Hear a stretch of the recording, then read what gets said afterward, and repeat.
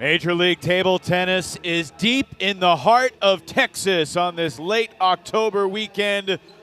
Beautiful fall weekend here in the Lone Star State, and after a fun Friday night, we get into the nitty-gritty with the two teams that dominated the Friday competition, the Portland Paddlers and the Bay Area Blasters.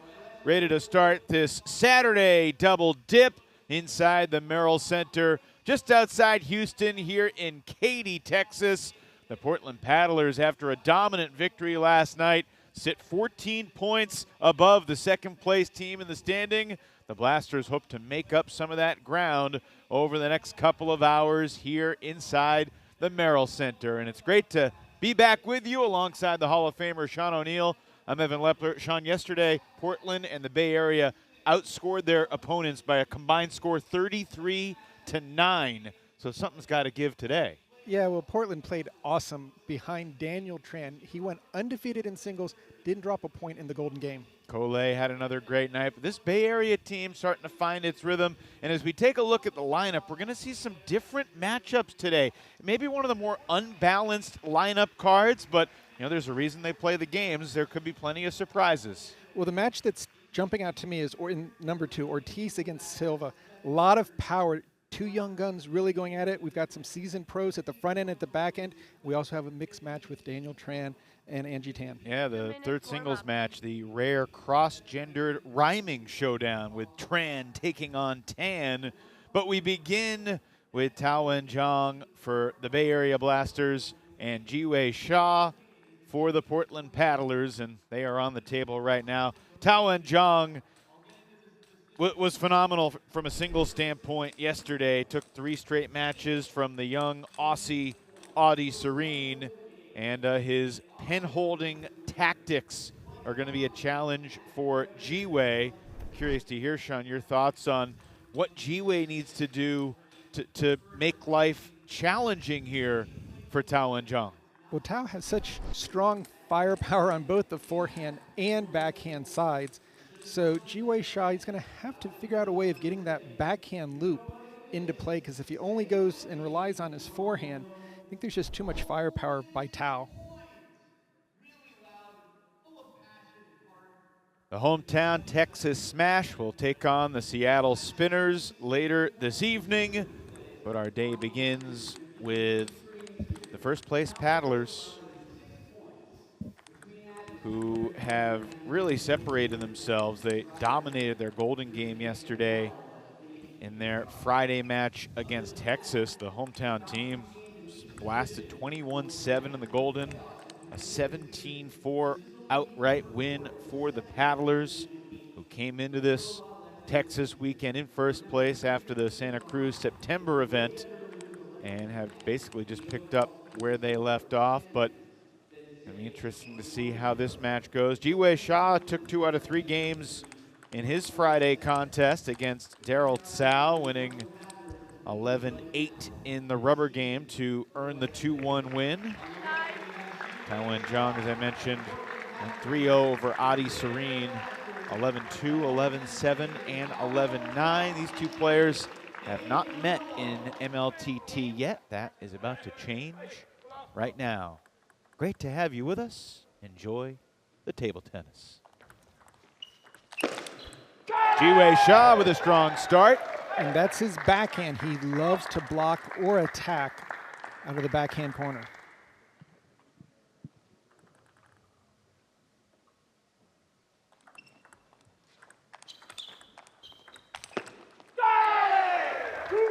Two 2-0 lead for Jiwei Shaw, winning a couple points on Jong's serve to get this match started.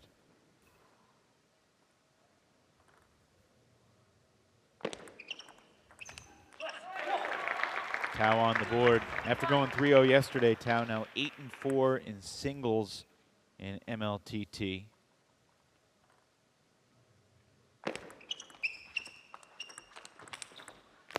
And a 3-1 lead now for Jiwei. Jiwei's just coming out firing right now. Normally, all of his home fans and students at the Paddle Palace Club in Portland, they're all cheering for him, but he's known as a backhand player. Very strong backhand. Right now we're seeing his forehand pay some big dividends.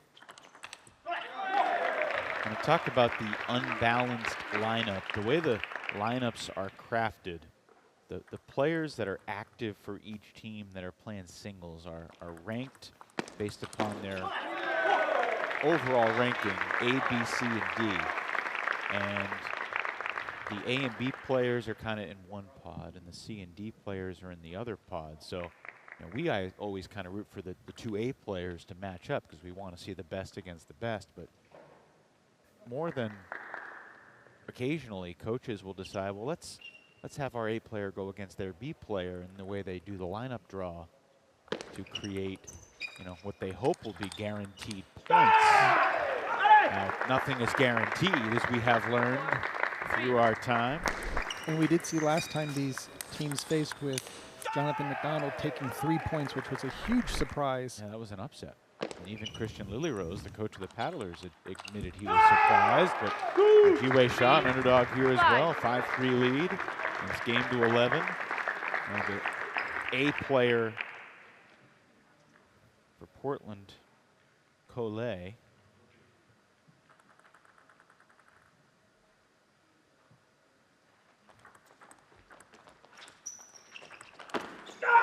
Collet will be facing the B player, El Sayed Lasheen, for the Blasters. That'll be the final singles match of this team match before the Golden Games. 6-3 lead, though, for Jiwei Shaw. What has he done to flummox Tao? He's really played error-free and tactically error-free. Really good short returns on the serve, getting his backhand into play, and also his first attack has a lot of spin. That's kind of flummoxed Tao and Jong a little bit, but right now, it's a 2-point difference.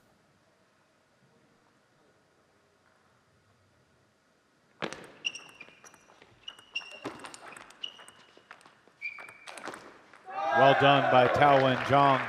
You can set up the point. Really measured that last forehand beautifully. Took his time, waited for Jiwei to choose a side, then went the other way.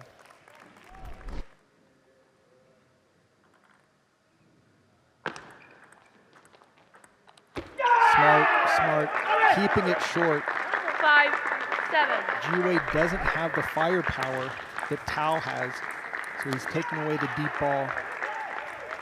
Jiwei 3 and 6 in singles and MLTT so far.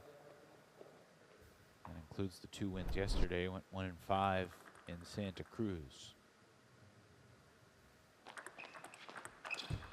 An 8-5 lead here for Shaw. Looking to get the Paddlers off to the fantastic start. This shot that Jiwei just did, he did so well yesterday against Daryl Sow. Just getting that first spin in, not putting a lot of pressure on the ball, but putting the top spin and moving it around. Had an opportunity there. 8-6.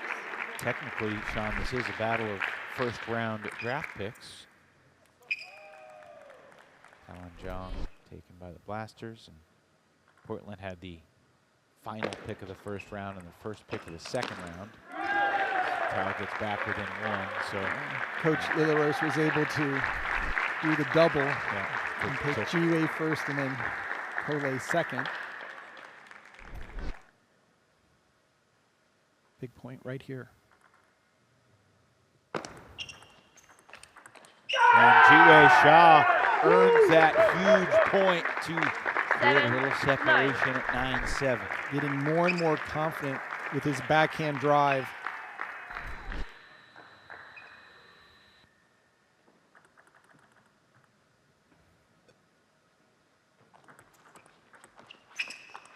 And game points here in the opening contest.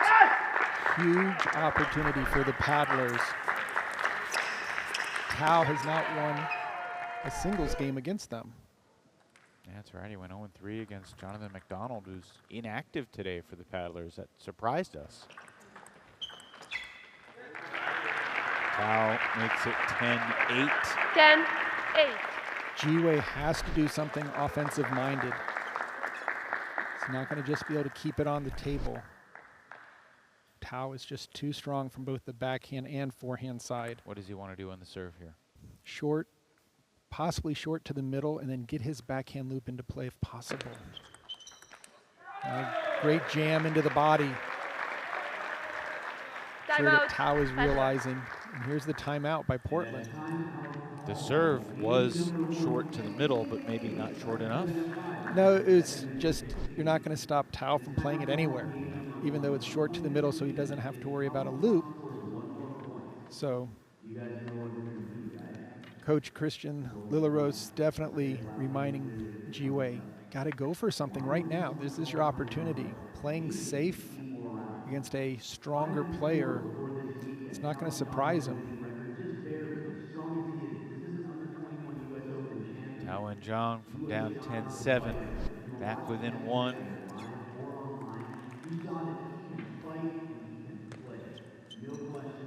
Tao just playing 2 really smart balls, one into the body and then one wide out to the forehand.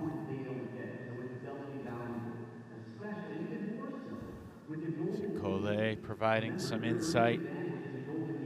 It's so neat that this being the team format, it's not just as in singles, one coach, one player, but everyone on the team can give advice. Sometimes you have to worry about too much advice. Do you like this early timeout here at 10-9? I think so, because if Ji-Wei can take this first game, that sets the tone, and it gives Ji-Wei so much more confidence going into games 2 and 3.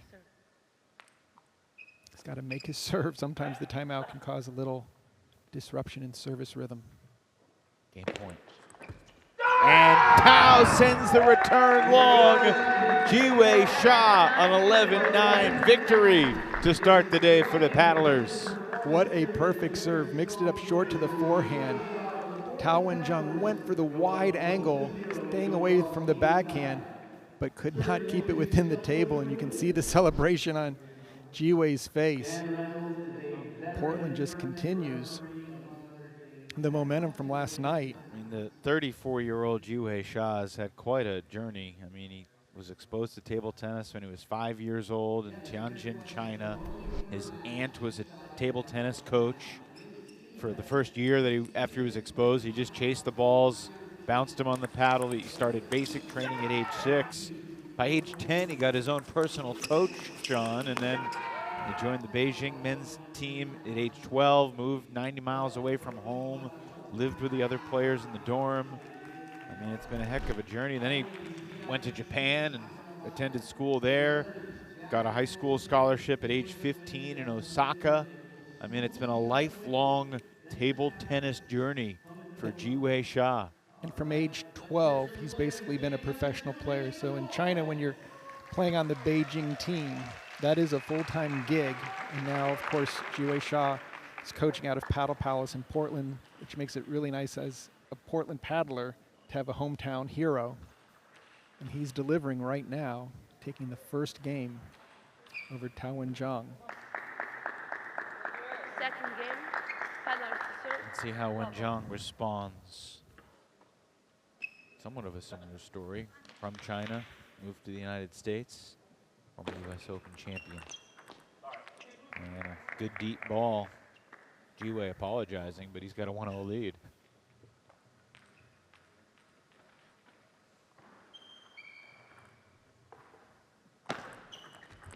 Yep. 2-0 lead for Sha. 0-2. He's winning all the easy points. Drop shots on the serve return.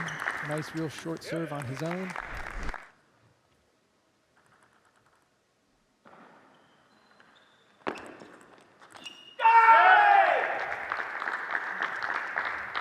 Right now, Tao Wen-Jung's overplaying on the backhand.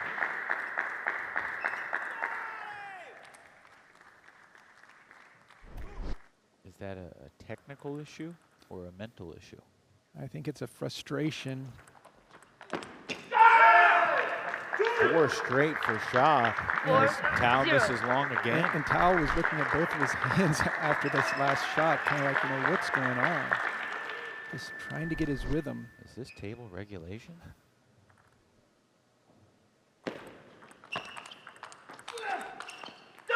Another one for Ji-Wei Sha.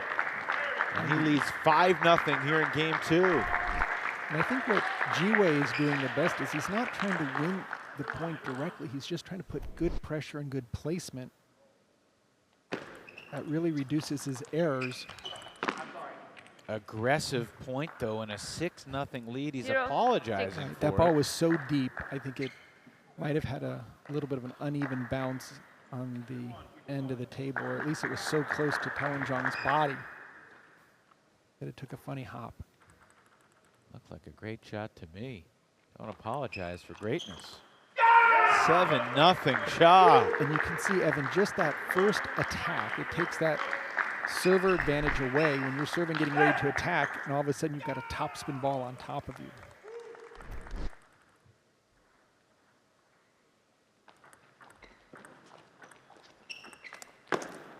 Again, a miss from Tao when Jong. Look, 8. Tao was the 0. favorite coming in here. We expected Jiwei Sha to compete, but this is a Saturday stunner so far. Complete stunner. Another miss, 9-0.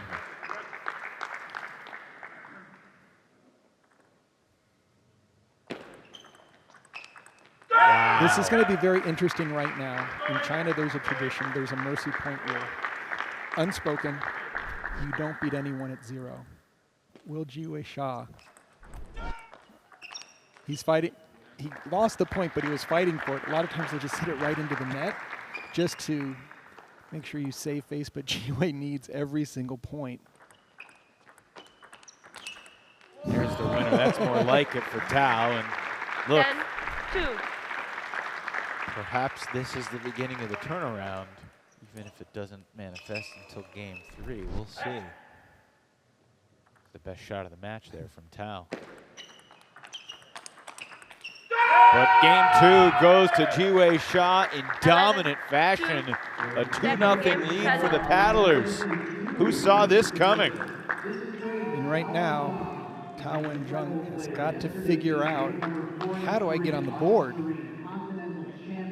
Not enough to be thinking if I win 2-1. He's down 0-2, and he just got blitzed in game number 2. And Sean, I mean, 45 minutes ago, we're looking at the lineups, and we're looking at the past match from September 24th between Portland and the Bay Area Blasters, and we see, remember, Jonathan McDonald, you know, won 2 11-10 games and an 11-6 game over Tao to beat him 3-0.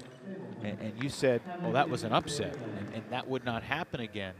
But I was wondering, well, you know, we've seen Jiwei struggle against the top players from opponents. Why not play McDonald today and maybe sit Jiwei? And, well, clearly Christian Lilyrose knew something that we did not. Yeah, well, I know that Jiwei has been battling a little bit of the flu when we were in Santa Cruz, and at the beginning of this week, he was still a little bit under the weather. But right now, I have never seen him play so tactically perfect, playing within himself, just making his loops, not going for anything crazy, not trying to play the high-risk shot to beat a better player, but just reducing the errors. There's only one more game. If this was the best of 5, I wouldn't count Tao out. But they have only one game. And if Jiwei can sweep, boy, would that put Portland in a very strong position, as they have some other sweep opportunities later on in this matchup. It's continuing.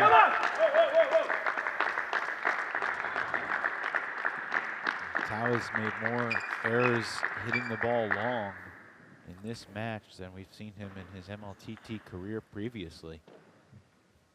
There's a flummoxing serve to get Tao on the board at 1-all. Now, you mentioned the sweep opportunities. Daniel Tran, 3-0 yesterday against Angie Tan, who's playing her first ever MLTT singles matchup. And then Collet was 3-0 yesterday against El Sayed Lachine, who's played really well in MLTT. El Sayed's now 9-3 in singles, but still think he's an underdog to the great Collet. There's some history, though, between those players. That'll be interesting to revisit. Jiwei's continuing to really work the point. Once he makes that first backhand loop, and here's a couple backhands. Again, getting his forehand in, but not going for the winner, but just the heavy spin to keep the pressure on deep.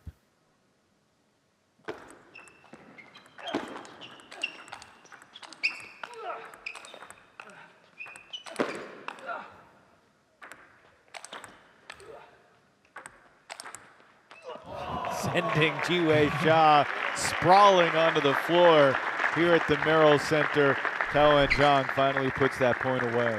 First knockdown of the day. Jiwei made it up before the required 8 count. Yeah, he's not too woozy yet. How about that forehand inside out from Taowen Jong? Totally caught Jiwei off guard. And set it up beautifully, served from the forehand side for a different look, but then just stretched out. Wonderful inside out shot. You're not allowed to use your opposite hand to hit the ball, are you? No, needs to have a paddle in it.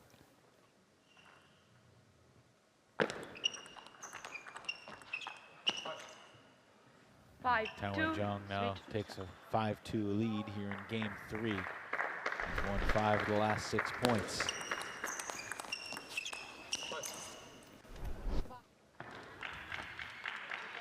We'll see Tao again in doubles, playing with Adi Godwani against Kole and Kayla Goodwin. It'll be a men's doubles team versus a mixed doubles team.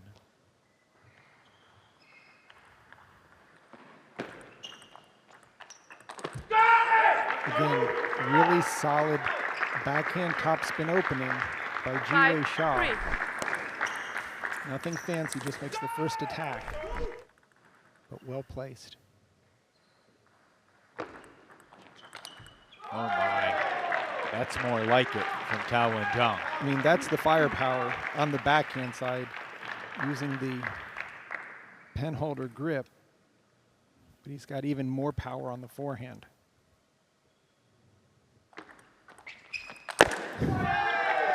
Ridiculous. 3-7. I mean, the ball hit the back barrier before Jiwei could get out of the way. Just a bullet. I think it was around the net post too.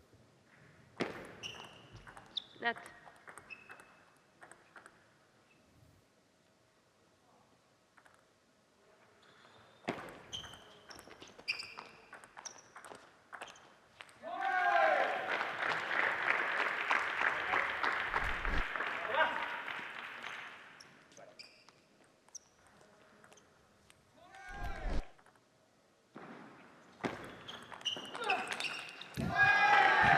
That 9, reloop power again, 3. off the bounce, up at the table.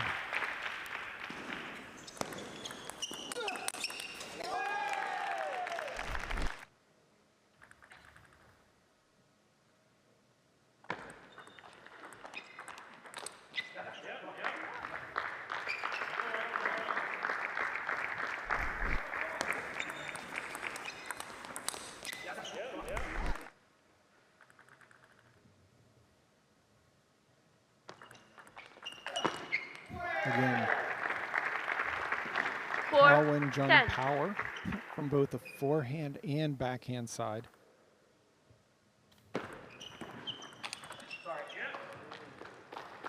Why does he apologize for that one, Sean? It just barely touched the top of the net. It was very fast.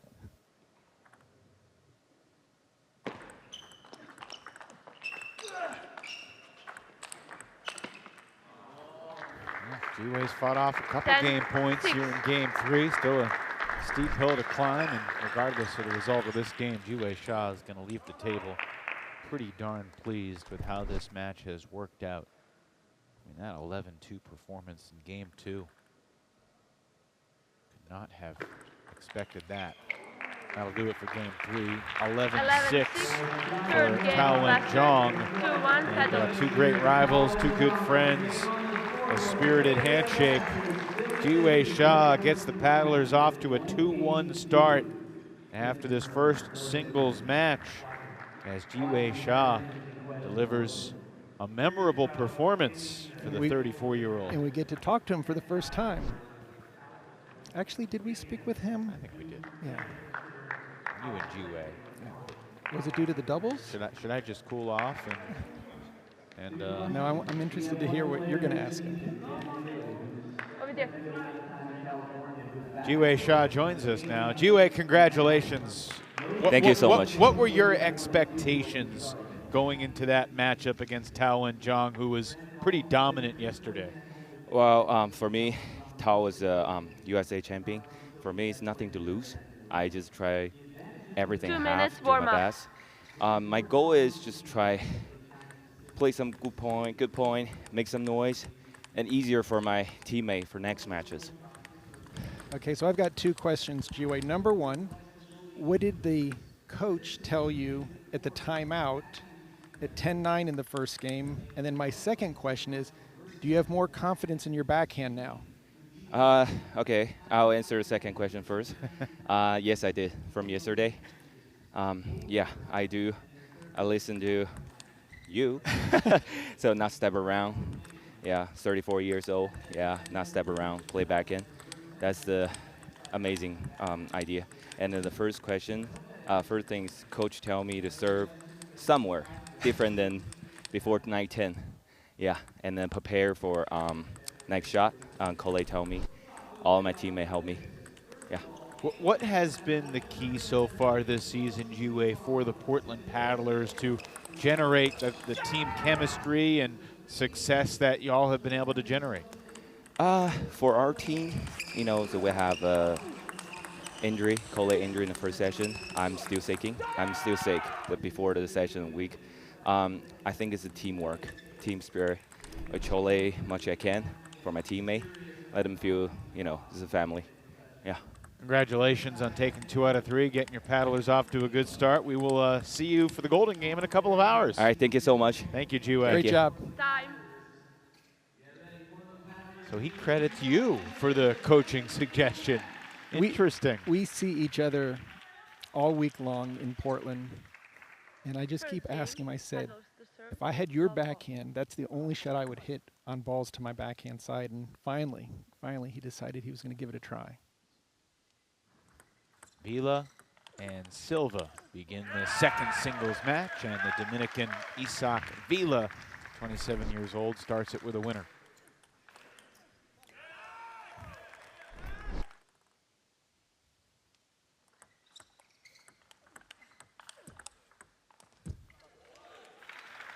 Both these players play very similar styles. Silva a little stronger, closer to the table. Vila will back up, but both love to get their forehand into play. Very offensive-minded.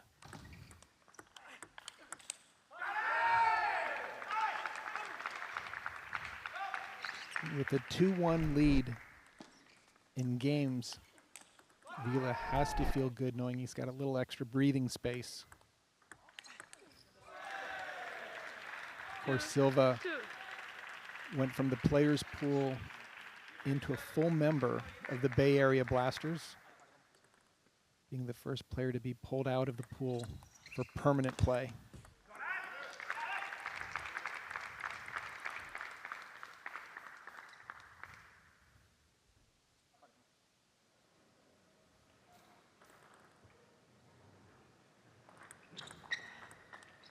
That ball caught the edge.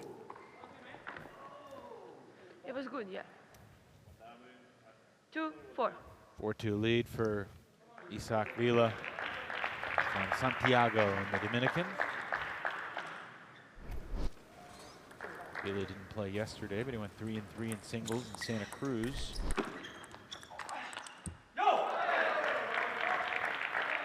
Christian had mentioned, Coach Christian had mentioned that Vila had been training in the Bay Area for the last week or so, and that really helped his game. 5-3. It's showing so far here in game 1.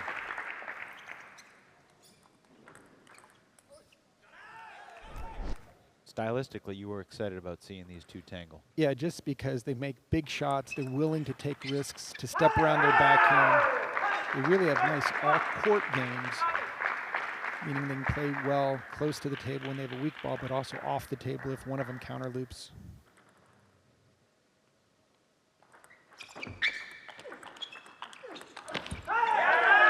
Strong start for Vila against a guy in Silva that took 2 out of 3 yesterday in his match against the Czech Andrej Lapčík.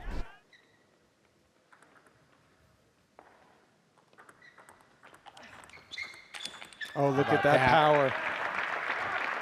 Silva delivers on that one. And it's not just the power, Sean, it's the deception. Look at where Vila's leaning. Silva is so quick. 7-5.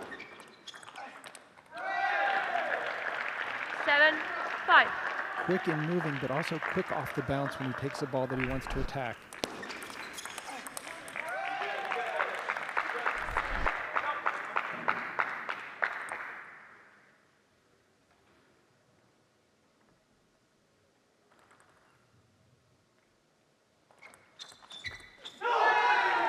Beautiful serve return by Silva, moving over to the forehand side to get his backhand into play.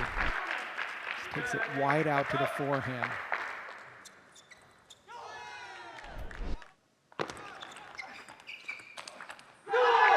And Silva's come back to tie this game up 7-all. Nice thing about this match is both players have to hit big to get through the opponent. Neither one is going to settle just for putting the ball into play.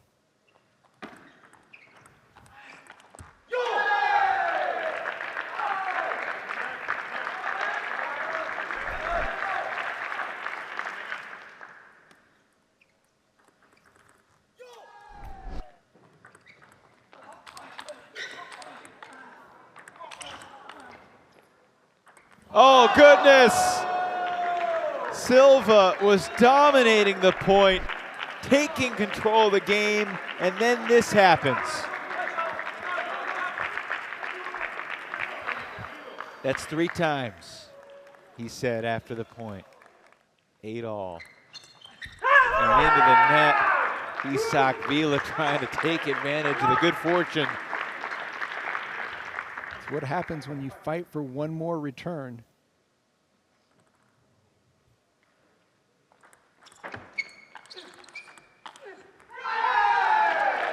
Nine.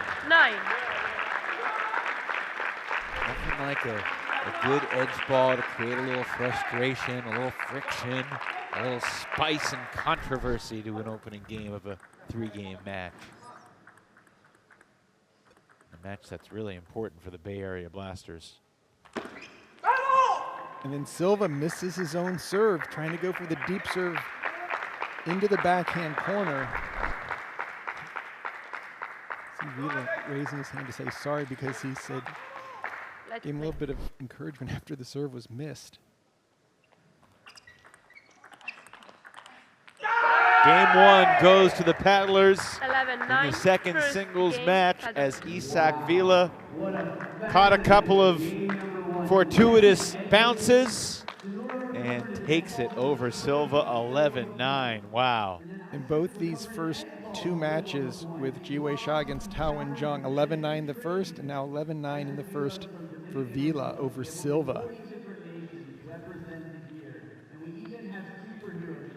I understand Silva's frustration, Sean, and I understand the etiquette, but I don't know if I agree with the etiquette. It's one thing to apologize for a netball winner, but you're aiming for the edge of the table, and it's a perfect shot if something like this happens. It's a perfect shot. It's unreturnable. Why is that not celebrated more? Well, it is internally by Vila. But for Silva, he's saying, what do I have to do to win a point? Well, but Vila was apologizing for it, too. Yeah, well, you don't want karma to go the opposite way after getting an edge. You want to figure out a way of keeping that going. In the air. And look at the body English, Yeah. trying to pull it in. And then just a nice, and you can see the fans, the Angie Tan in the background feeling that edge ball. Time. But I will say we've seen Silva in Daytona Beach. Very upbeat, very positive. He will not let this first game get to him or change his approach. Second game. Yeah, it's Black interesting. serve. And Isak Vila, his nickname is Funny. But you could basically say Sonora Silva's nickname is Happy. He's always had a smile on his face every time we've seen him. And just, again, so thrilled to be part of MLTT. Oh, look at the great backhand play from the backcourt by Silva. Vila was ready to step around. Fortunately, he's not going to step around this type of shot right there. Net.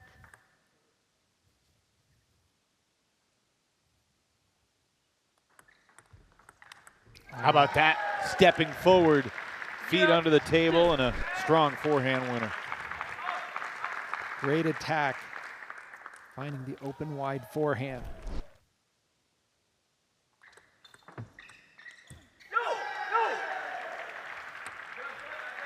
Silva seizing control here.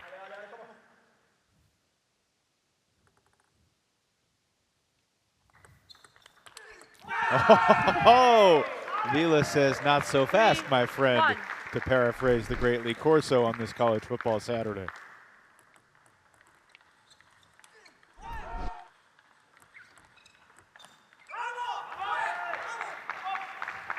Three, 2. Very familiar chant after every Dominican, "Vamos, vamos, let's go, let's go." I think we had the bilingual come on from Silva. I heard the ale and then the come on in succession. What language did you chew yourself on when you played? Mostly English, and some under How my boring. breath. Yeah. What was the phrase you repeated to yourself most often? Let's go. Yep. Regardless of winning the point or losing the point, just start thinking forward. Don't worry about what just happened.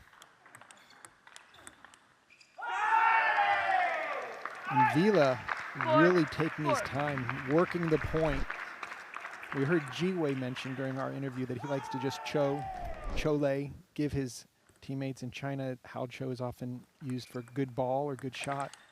Oh, Vila. Chole. Exactly. That's a chole down the line.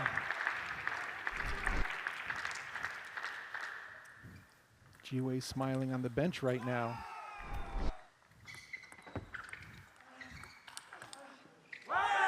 Isak Vila 6. is showing something today. He is just working the point, taking his time, really dropping his racket down to get extra topspin on his forehand. And the backhands are delivering as well. This is, well, nothing's guaranteed, but this is looking really dangerous for the Bay Area Blasters. You and I both thought they had the edge in these first two singles matches, and then it would shift to Portland. But Portland might just have the edge all day long, 8. again, on paper. See if Angie Tan can surprise Daniel Tran, or the great Arab Lion can rekindle the magic against Collet. Silva continues to battle, but he's up against it now, still down 8-5. And a concerned look on the Blasters right now.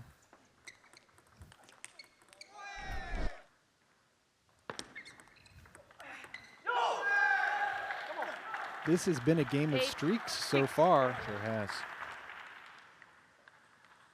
Vila needs to get his offense going.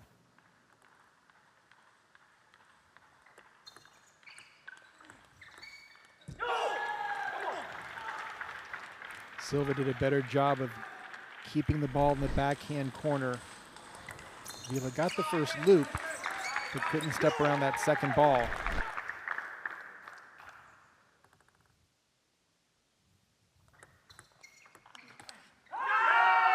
But Vila with a much stronger backhand 7. attack off the 9. serve return.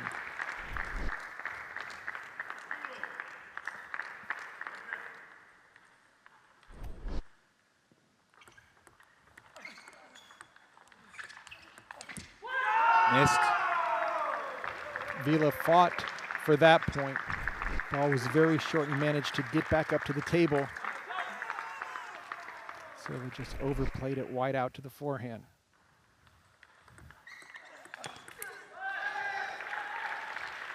Fights off one game point. They go to the towel at the multiple of 6, 10-8. 10, 8. Vila serving for a 2-0 lead.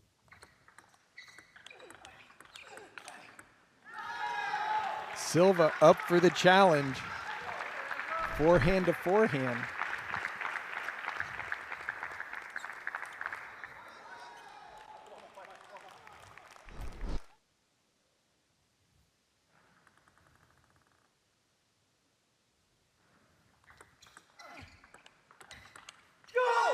10 all. 10 all.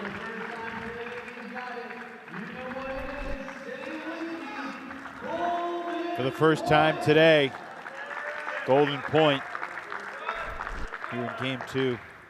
Isaac Vila and Senora Silva.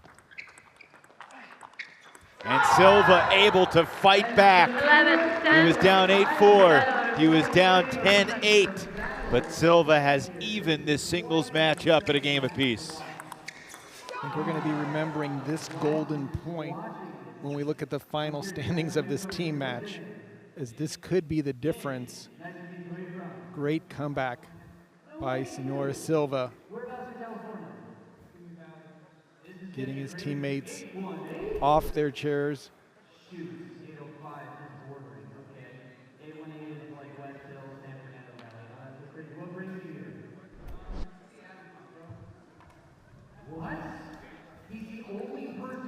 Again, strong forehands over the table. And just a lot of speed by Silva. When he's dictating the action, things are definitely going his way. I mean, the body language from Silva for much of that game was a little similar to what we saw from Tao-Wen Jong. The body language basically said, I expected to be winning. I'm not winning.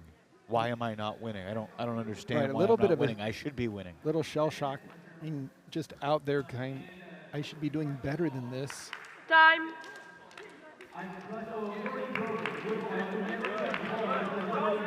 That's a tough feeling to shake out there on the table. And really, as a coach, all you can say to your player is just keep Third fighting, game. especially when you Battle get of the serve. out of position instead of just going for a lucky shot to try to win a point. Get one more ball back. Try to force the opponent to overplay. You can see Silva already creating good vibes here in game 3. No shortage of surprises so far as this Saturday begins here in Katy, Texas. 2-0 lead for Silva here in game 3. Won the last 5 points. 6 in a row now for Silva. And he's beginning 0. to do the Audi Serene run around.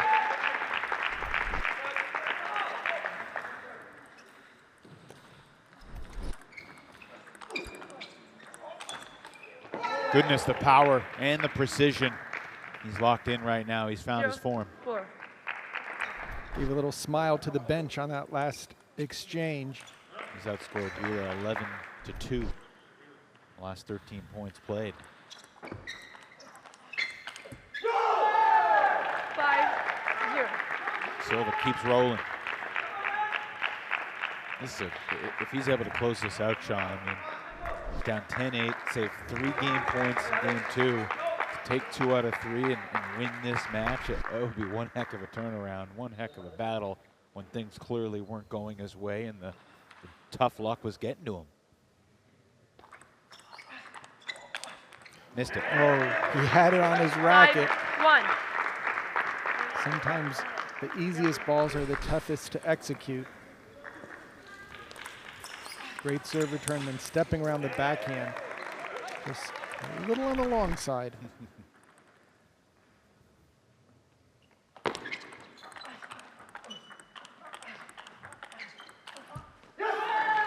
6-1 lead for Silva. Vila just looking a little slow. Trying to get that forehand in. That's nasty. 1-7. We know that Silva has great speed and power on the forehand, but that backhand is amazing.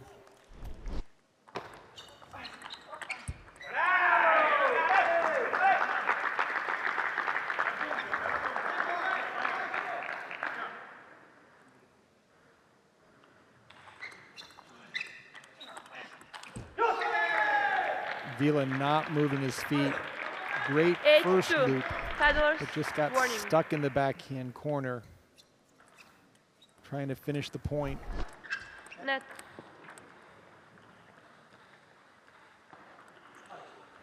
I really like what we've seen from Silva here. Games 2 and 3. Bouncing around, just exuding confidence right now. This is, I'm sure, what he expected to do from the beginning.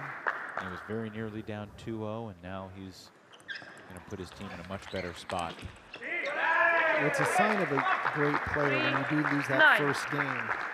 Just to brush it off, come back fresh. And what a nice comeback he had at the end of game 2. Played his game. Didn't do anything crazy, but just got the job done.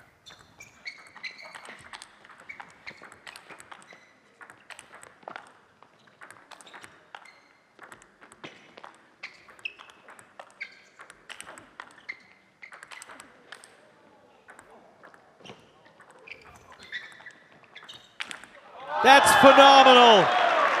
As good as it gets for Sonora Silva. What court coverage by Silva, finishing it off with a great forehand smash to get to game point. In all of the MLTT broadcasting we've done so far, Sean, I don't think I've seen a player turn defense into offense quite like that. Those were 4. quality drop shots by Vila, and Silva just ran them down. Took charge with ease. Net.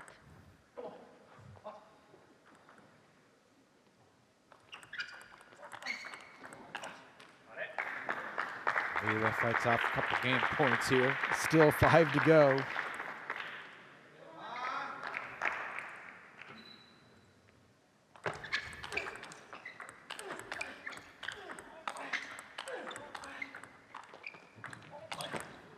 My goodness. Sonora Silva 11-5, continues 2, to 1, create left. table tennis fans around the world with his effort, attitude, and ability. Just great backcourt play. Again, as you said, the ability for him to get up and turn it on, jumping into the ball, taking this match 2 games to 1.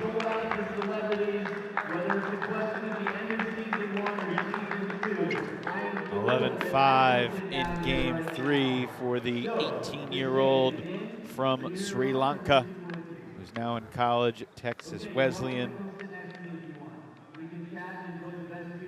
Team match now tied 3-3 as Silva takes 2 out of 3 from Isak Vila. Sonora Silva, what a match. Thank you for that. Congratulations. Thank you so much. It was tense, and clearly there were signs of frustration because of the edge balls, because Isak was playing great. Yeah. How'd you turn that match around? I feel like in the first game, I was a little nervous because I have never played in second position, so I felt like a little bit pressure, but I feel like I handled it well. Yeah. And always the edge balls and net balls always change the tempo. So tempo was my everything I needed. When you are in the backcourt lobbing, your ability to get back up to the table so fast, is that something you've always had, or is this something new for MLTT? That's new for MLTT. But what are you thinking as you're defending one slam after another? I don't know. This is from Matthew de Santalan. Let's give the credit for him. Your old Princeton teammate. Did he give you a chopping lesson down in He Daytona did, Beach? he did. I mean, to be down 10-8 in game 2, Yeah. and then you somehow find your way to take 2 out of 3. How did you feel your level rise over the course of the match? I felt like, even he got 10-8, I didn't give up. That's the most important thing. And after 10-10, it's one point. So I felt like I want to get this and get the, I need more points to give to the team. So I feel like I did a great job for my team. You absolutely did do a great job for your team. Sonora, congratulations. Thank you so much. We will see you later on in the Golden Game. Yep, thank you. Silva now 4-2 in singles this weekend. Ready? He went 3-3 in singles playing for the Princeton Revolution. So that's a pretty good free agent signing for Coach Maggie Tian. And it's now time for an intriguing doubles showdown. The mixed doubles team of Kole and Kayla Goodwin taking on Tawan Jong and First Adi game, Godwani, lasted to the serve. all-male side. And Yeah, I mean, Love Sean, ball. what's the keys for each team here? I think for the Blasters, just to make sure that Tao and Gadwani continue to attack, because eventually Goodwin's going to have to play a ball and it might be too fast. On the other side, for the paddlers, Goodwin can set Kole up, maybe keeping some balls short, maybe attacking when the shot really isn't there, letting Kole come by and kind of clean up or finish the point right there. Expect Kole to go for some real big shots. Saw Kayla Goodwin certainly hold her own in her MLTT debut yesterday. She and Kole took 2 out of 3 in doubles against the mixed doubles team of Dave Macbeth and Emily Wong.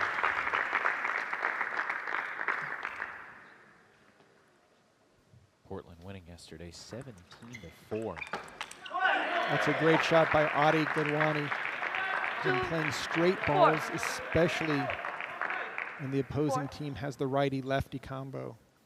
You want to get that left-handed player out of the backhand corner to force some crossing from a footwork perspective. See Kole going for that third shot attack. Anything up a little bit, he is going to try to finish the point. It's not going to allow Tao and Jong to play a ball to his partner, if possible. Tao and a stomp. 5-3. Frustration showing from Tao. That was the miss that plagued him in the singles match. And it's 5-4. It got synchronized. What do you call that? Hop? What is that kind of side-to-side hopping? I don't know. Effective? Yeah. 5-5. 5-all. It's a combination of synchronized swimming and table tennis. Synchronized ponging. How about this? 6-5 lead for the paddlers duo.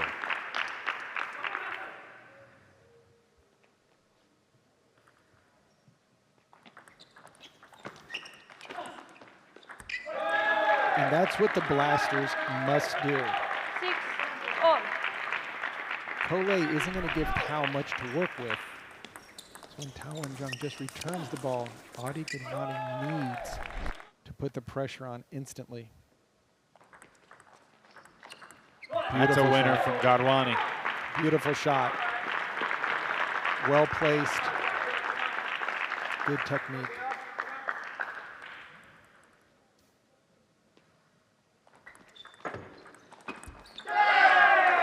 Sevens.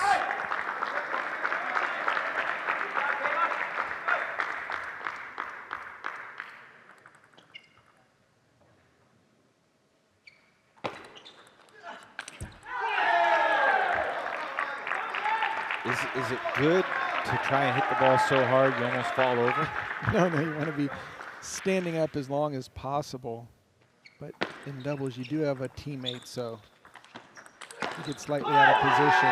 Again, Gadwani 9-7. really picking his shots well, that time going cross court into the backhand corner.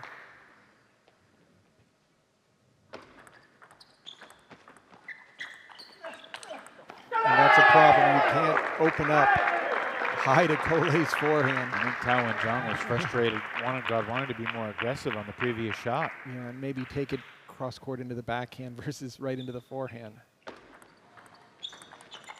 8-10. Game point for Tao and Jong and Adi Gadwani.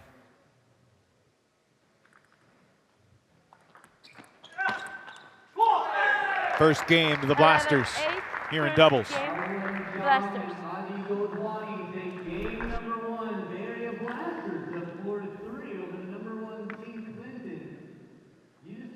Gadwani struggled in singles in Santa Cruz, but he did go 2-1 in the one doubles match he played. 20-year-old from Fremont, California. As we've said multiple times, the order will change in game number 2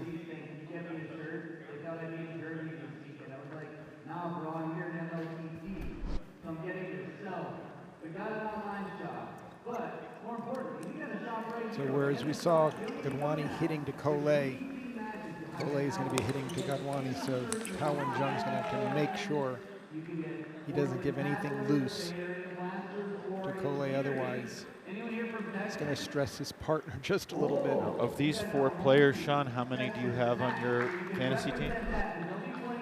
I just have Time. 2, and it's both Portland players. You have Coley and Kayla? Yep.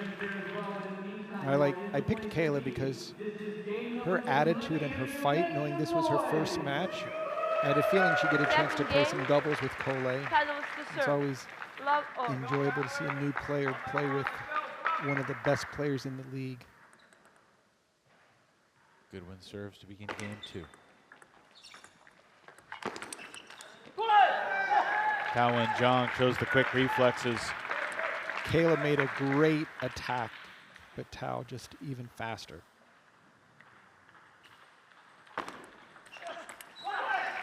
But she has to keep that serve short. That ball trails off the end of the table. It's as good as gone.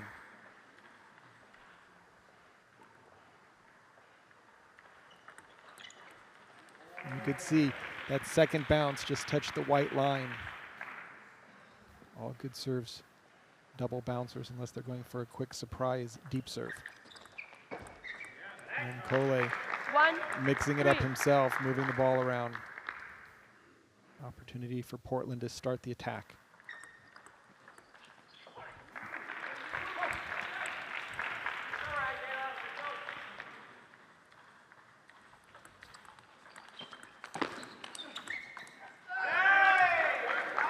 Good teamwork by paddlers. 4-2.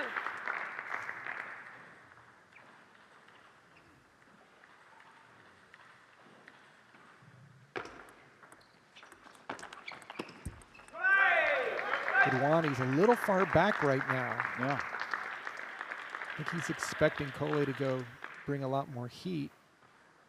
Coley just playing safe. And that time Goodwin going for the deep push. 5. Really needs to keep her serve short.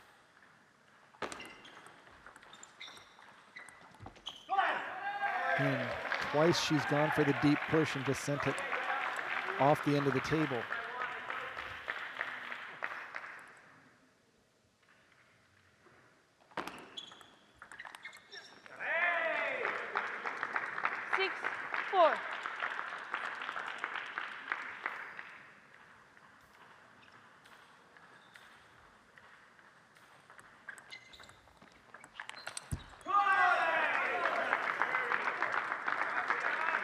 Once again, paddlers hanging around. Can they overtake the Blasters is the question. That missed. 6-all. This is the order for Portland.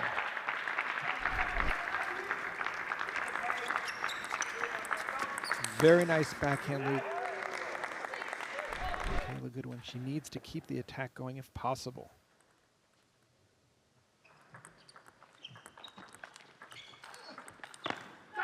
Seven, 6 lead now for the paddlers. And that combination where Goodwin makes one spin and Coley really loads it up. How about that aggressive attack from Kayla Goodwin? And Goodwin has no fear. When she sees the ball, she just attacks it. She doesn't necessarily see that Taowen Jung's on the other side of the net. Oh, wow. Great wrist snap on that backhand from Goodwin. And look at the smile on Christian Lillarus, the coach of Portland's face right now. He's a happy guy. Another great forehand from Goodwin, completely handcuffing Taowen Jong. That's 6 in a row for the paddlers to set up game points here in game 2. And that'll do it. We're even one apiece in this doubles match as Coley and Kayla Goodwin battle from behind and finish that game on a 7-0 run. And my fantasy league is looking good. encourage everyone to join the MLTT Fantasy League. Pick your favorite players for some great prizes. Well, if you want to win the prizes, you shouldn't just pick your favorite players. You should pick the players you think are going to win. Well, these are the ones that I'm picking to win. So, Kayla Goodwin, excellent job. Way to attack. Help your partner. Couple backhand flips in there as well as a nice forehand or two. The top 2 teams will qualify. And it's not based on your win-loss record, it's based on points. So remember, a 21-0 win is way better than an 11-10 win. By the way, just great teamwork by the paddlers. Goodwin recognizing Time. that it was her shot to go for it. She went for it and hit it. What I've seen in especially mixed doubles, the Third teams game. that allow Blasters the serve. female to Love all. have the setup, all these women can put the ball away. Look at that backhand response from Goodwin. And that got Jiwei Sha out of his seat, knowing that they're going to race to get to 5 when they change ends. She went for it again that time. You think One. when they change ends, it's an advantage for the paddlers, right? Exactly. Stop. Yeah, the ball. So just, you know, if they could be within 5-4, 5-3, they'll be within striking distance. Because right now with Kao and Jong hitting into Kayla, that's definitely advantage blasters.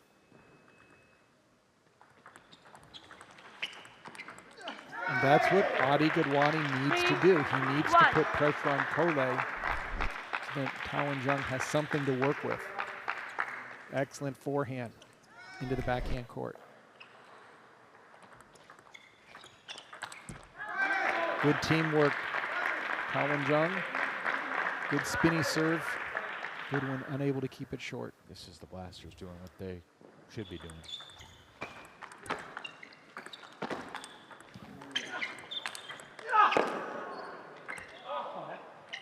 What? That's a point for the blasters. Goodwin just let it go. Why did she let it go? No, it was. Yeah. Maybe she thought it landed on the wrong side of the table, but it was Switch good. sides. They're going to switch sides at 5-1. Let's take another look at that point.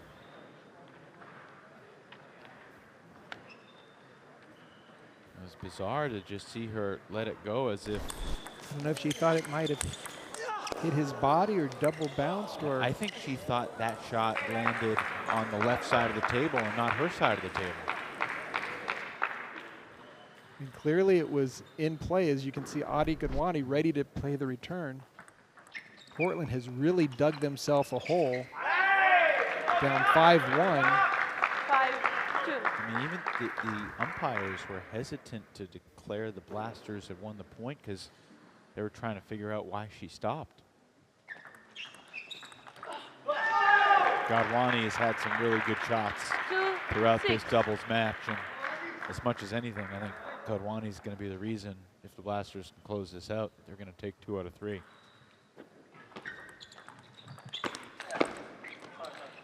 That ball caught the net, but it was a very smart opening attack by the blasters.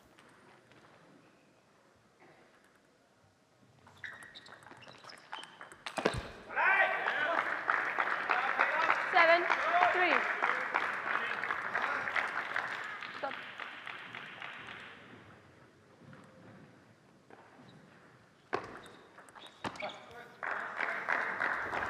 8-3 now for Tao and Adi. And going cross court, falling over, but he still connects with the winner. 9.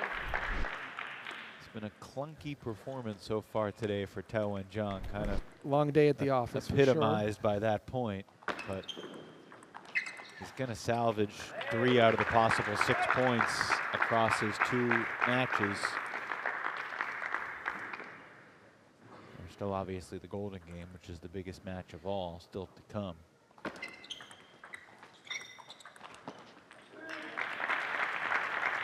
Ten, 4.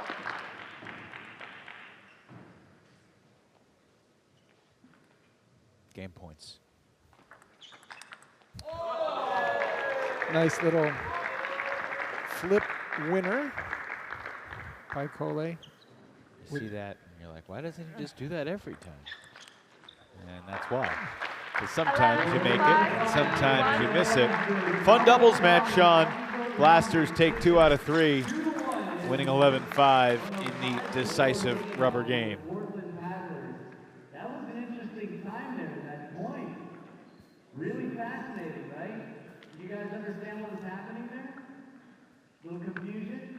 So it's a 5-4 lead for the Bay Area Blasters as we head into these final 2 singles matches where Sean projects that the Paddlers have an advantage. You know, Tran and Cole both went 3-0 yesterday, but we shall see. We're going to chat here with Adi Godwani, the 20-year-old from California, who helped the Blasters take their first lead of the day in this team match. Adi, congrats on getting 2 out of 3 in the doubles. What was it like finding your chemistry with you and Tal?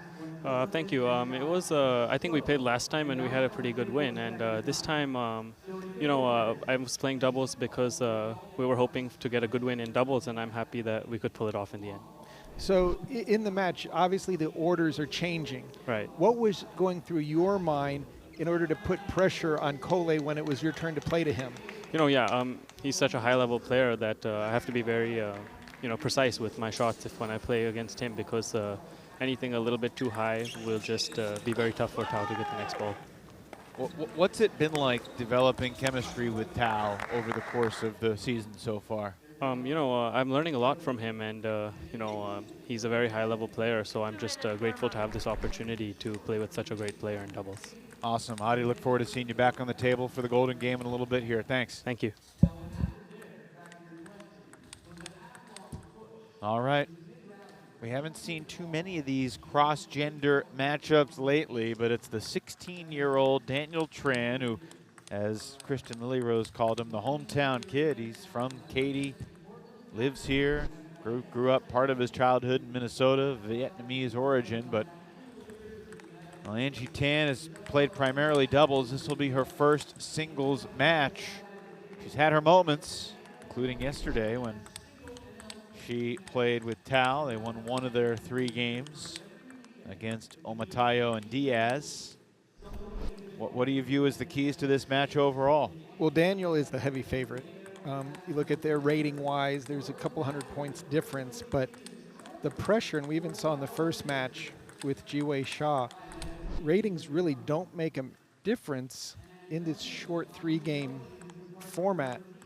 I think with Daniel Tran, while he probably will feel more pressure to possibly sweep, he's got to just worry about the game at hand. Just play 1 point at a time, stay up to the table when he can. If he leaves the table, Angie's going to score. So he needs to stay up to the table, put pressure on her, and the fact that he is a lefty is going to give him a lot of opportunities to play the balls wide out to her forehand when he gets into attack mode. All righty, Tran and Tan. First game, paddles to serve, love all.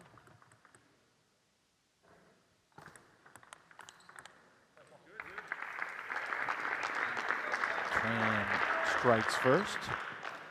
Now he plays sports with his left hands, but he considers himself, Sean, to be ambidextrous.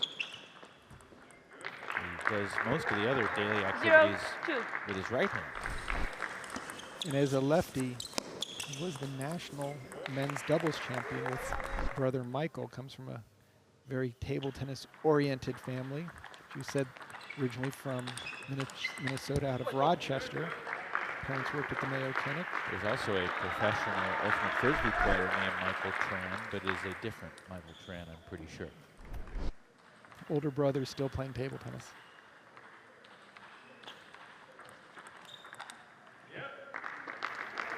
For our lead here for 4-0. Tran. I'm starting to hopefully show that you can play both ultimate and table tennis. That caught the edge. That's the first point for Angie, And who also has a sibling that plays table tennis. Emily. That's good.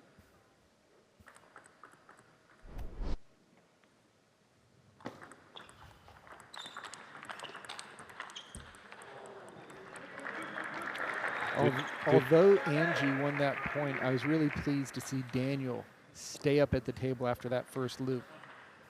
When he backs up, becomes a little bit more vulnerable. And now Angie takes 3 in a row.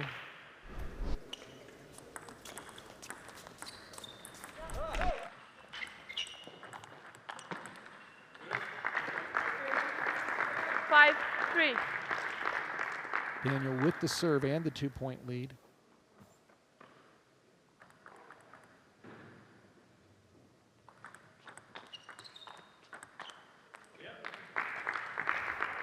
Angie Tan, currently a student at UCLA, and Daniel Tran is still in high school. These kids are good. And that's what Daniel Tran needs to do. Heavy spin on the serve and just start driving forward, putting pressure.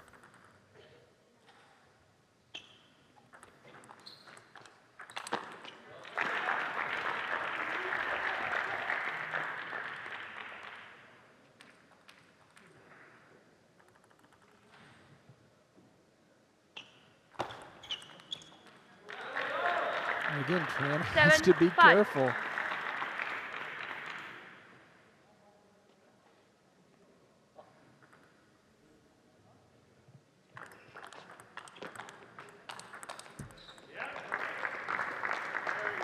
Eight-5.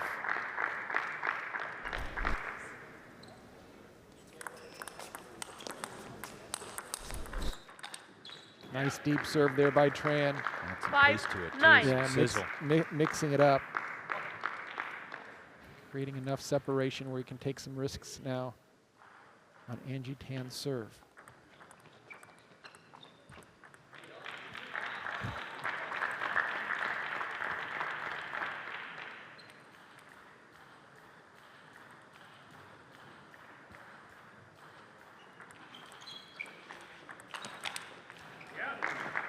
Angie almost made that shot. But Tran with game point. Tran takes game 1 over Tan. First game. 11-6. Daniel Tran now 4-0 in singles. NLTT. He went 3-0 against Aaron Wong yesterday. And went undefeated in points in the Golden game, so he has yet to give up any point, be it singles or Golden game. Pretty good streak for this young 16-year-old. 6th round draft pick for Christian Lilyrose, working out nicely so far. Christian really gave himself a lot of options by getting the lefty. Kayla Goodwin coming in out of the playing pool, replacing another lefty with Rachel Sung.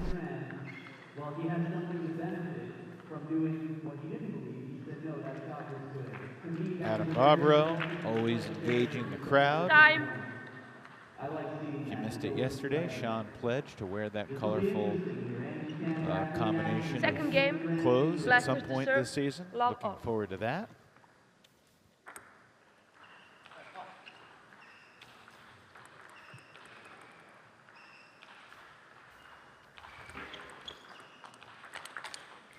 And again, Daniel Tran starting off very strong, keeping the pressure on Angie Tan.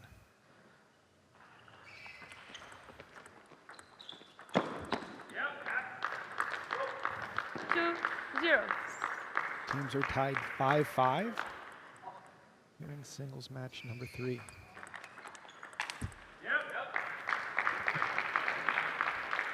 Angie really having her hands full. That last forehand, not a particularly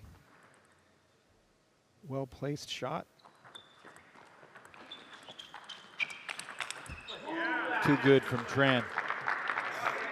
Tan opened the door, and Tran took care of business right here.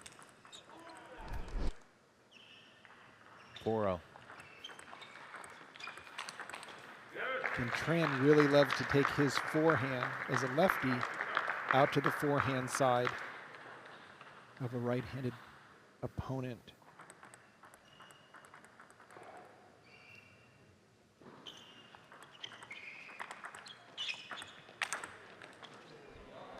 Pretty good turning of the tides there as Andrew Tan takes the offensive. 5-1. Daniel Tran channeling a little of his Adam Bobra with the lobs. And a beautiful forehand down the line. 6-1.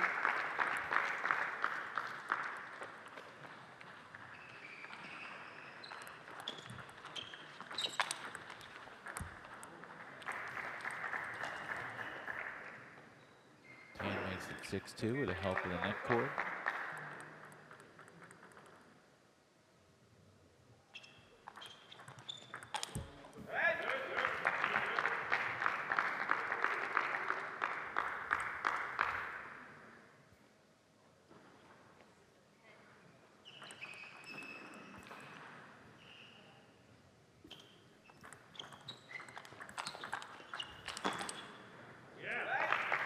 And just too 8-2. consistent once he makes that first attack. Angie Tan doing everything she can to keep the pressure on. Great backhand loop.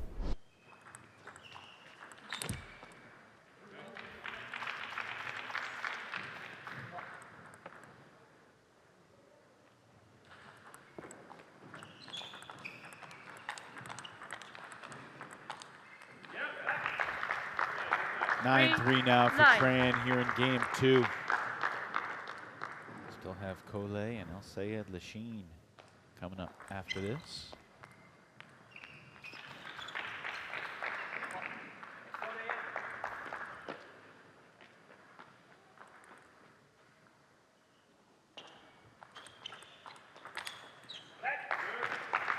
Daniel 10, Tran just 4. completely rolling here in game 2.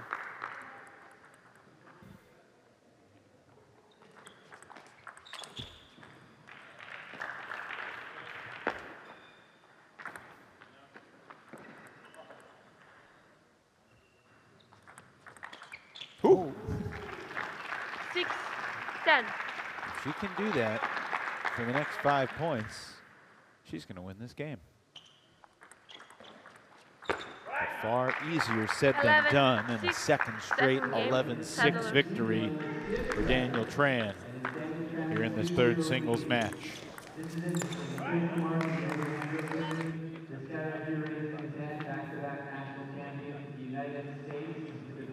Sean, the key for Portland yesterday was getting the job done in close games. And even Christian Lillyrose talked about it after the match. He said they won 17-4, but there were a lot of close games with the Texas Smash. 12 of the 15 games, singles and doubles, were decided by 3 or less, but 10 of those 12 close games went the way of the paddlers. And I think when you mentioned that to Christian, he was appreciative and a little surprised, but right now in singles 3 and 4, Portland looks a heavy favorite. So if Daniel Tran can continue his sweeping action, we will see Kole Time. and El Sayed Lachine, who have played before in a World Championships match. Third game. Not going to say Balance how the that serve. went until we get into the Love off. match. But right now, Daniel Tran is trying to extend the lead, potentially 7-5 for Portland.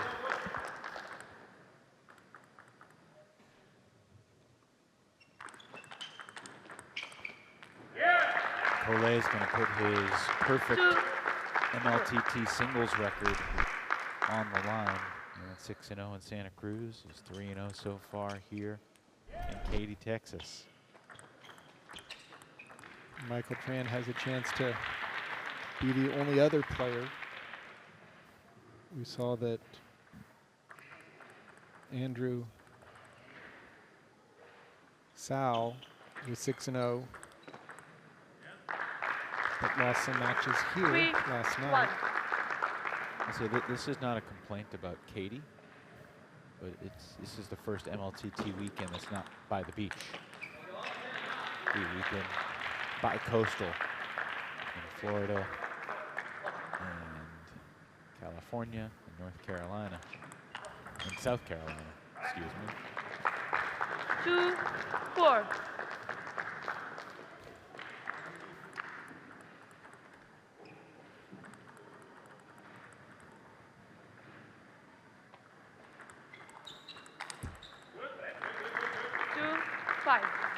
Daniel Tran just changing ends at 5. Just too much control, too much power.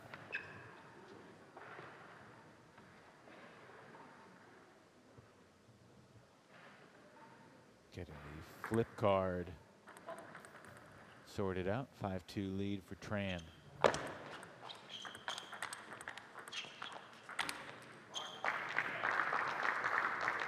What have you liked from Tran in terms of how he's taking care of business here? Just that he's not getting too excited. He's just being very methodical, getting his first attack in, staying up to the table. Often when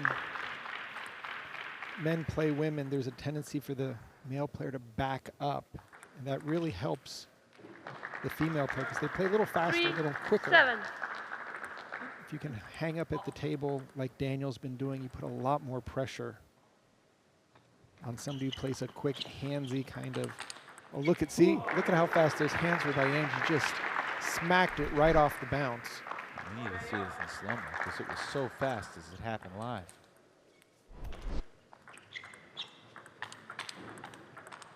It's not easy to stay up to the table when you're getting those kind of hand-to-hand combat jousts coming your way. This is not over. Angie Tan trying to hang around. Great serve combo though from Daniel Tran at 7-5. So smart, really deep down the line. Angie unable to put forward pressure on it, just lifted it up. On the defensive immediately. But she does get that error given her way. 8-6 with a couple of serves here for Tan. See if Angie can take care of these serves and tie it up. That caught the edge, 8-7. And she took advantage of a soft serve return by Tran. He just put it into play.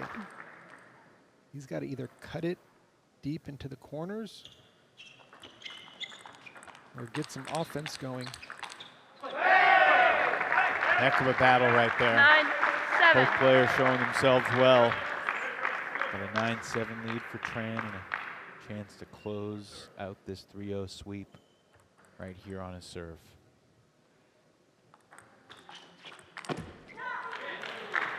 That's not going to happen. Tan's going to at least get one more serve. Is she going to get it back at 9s, or is she going to get it back facing game points? 9-all. And Daniel Tran better be careful. There is a timeout being called by Coach Christian Lillaros. Yeah, Christian's going to use his final timeout before the Golden game to try and settle down 16-year-old Daniel Tran, as this third and final game has gotten a little edgy and precarious here. What do you think he's talking about? Well, you can see the serious look on his face. He does not want to give up an opportunity for this sweep. And he's just reminding Daniel, you've got to play your game. You don't get to just lose loose points. Force your offense, get the first loop on the table, and keep putting pressure. Right now, Angie Tan has just been attacking relentlessly on the last couple points, feeling much more confident in their coach Maggie Tan, telling her, be aggressive, put the pressure on him, play your game. Tian advising Tan about how to face Tran. Time. There's a Dr. Seuss themed story in here somewhere.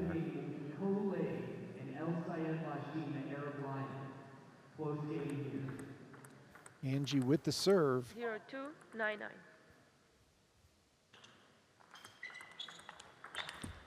Tran missed it. Overplayed the backhand. 10-9. Game points for Angie Tan. And this is where the mixed singles play becomes quite interesting.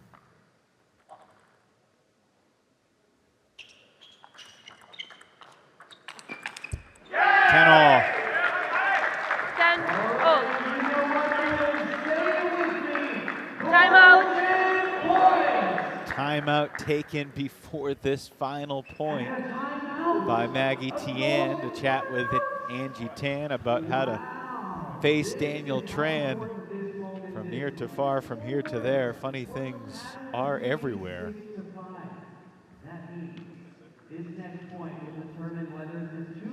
What do you think the strategy is going to be here at 10-all for these two players? It's going to be Tran serve. It looks like Taowen Jong is saying be aggressive on the serve return, playing safe and giving Daniel a chance to make a controlled opening where he can place it. Not that smart, so they're actually encouraging Angie to go for it, put pressure instantly off the serve, or as you see right there with some hand signals, if the serve is short, you can always drop it short.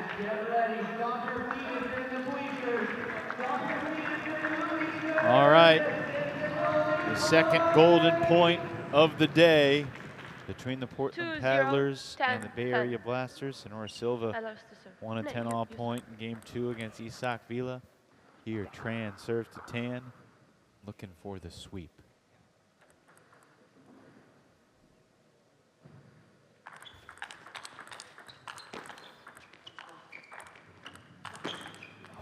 Tran takes it. An epic final point. Angie Tan deserves to be commended. But in the end, Daniel Tran, for the second straight day, able to sweep his overmatched opponent. He is 6-0 in singles in Major League Table Tennis. And just got his attack going, found the middle of the table, raised his hand saying sorry for a great finish, and you can see the look on the Blasters in the background. All right, Daniel Tran joins us now. Daniel, I'm going to be blunt and just ask this. Why do you apologize for hitting the game-winning shot at the end? I think it looked like everyone was running away from me. We're all just going in the same direction. I'm the last to discover that I wanted to go that way. Okay. Daniel, can you hear us? Apparently we're having some audio technical difficulties. Perhaps a button on the box was touched. Our audio engineer will get on that. I'll go ahead and answer. Perhaps the red mic on button not on. Should it have been on? It's really the simple things. Now we got audio. Now Daniel can hear us, and I'll ask the same question. Daniel, congrats on the 3-0 sweep. Why apologize for the game-winning shot? On the last shot on my forehand, I had like skimmed the net, and I felt kind of bad about that. That tends to be something that occurs a lot. What did your teammates tell you on that final timeout? Were they saying, you went for the aggressive deep serve? Were they saying play it safe, go for it? What was the team thought going into that final point? It was actually kind of confusing. One told me to do long and one told me to do short, but I felt with my gut, and then in the end I went with the long and then got ready and attacked. What aspects of your game did you feel were working well today, Daniel? My forehand counter loop was doing really good the entire match. My backhand was a bit shaky. All right, did you expect to come out and go 6-0 in your first MLTT weekend? Honestly, no, not at all. Well, you're off to a great start, and we'll see you in the Golden Game in a little bit. We're going to watch Coley and El Sayed Lachine right here. Thank you. Thank you, Daniel. So an entertaining conclusion to that match, but Tran does take it 3-0. And now, I mean, this fourth singles match feels something like a main event, doesn't it? I mean, these two big hitters have had tremendous careers, and they reunite here in Major League Table Tennis.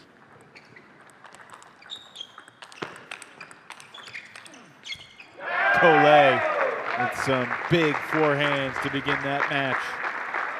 Both players are going to be delivering a ton of forehand topspin. The question is, can Lachine stay up to the table? And look at that one down the line. 1-1.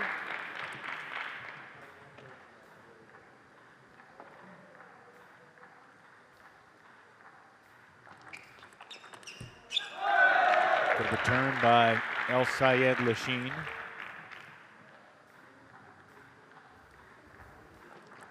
Net.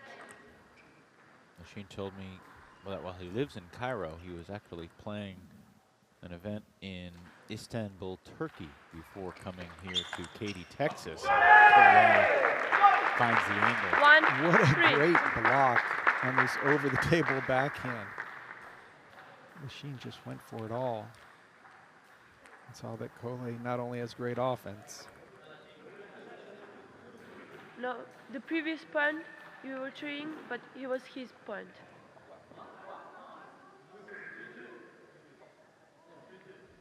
Two.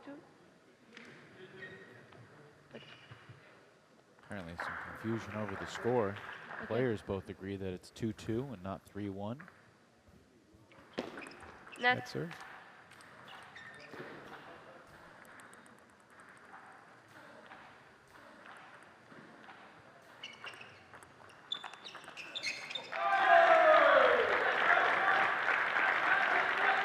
What are the keys here for Lachine against Coley?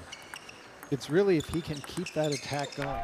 He can't play safe. He's going to have to go for his forehand whenever possible. 4.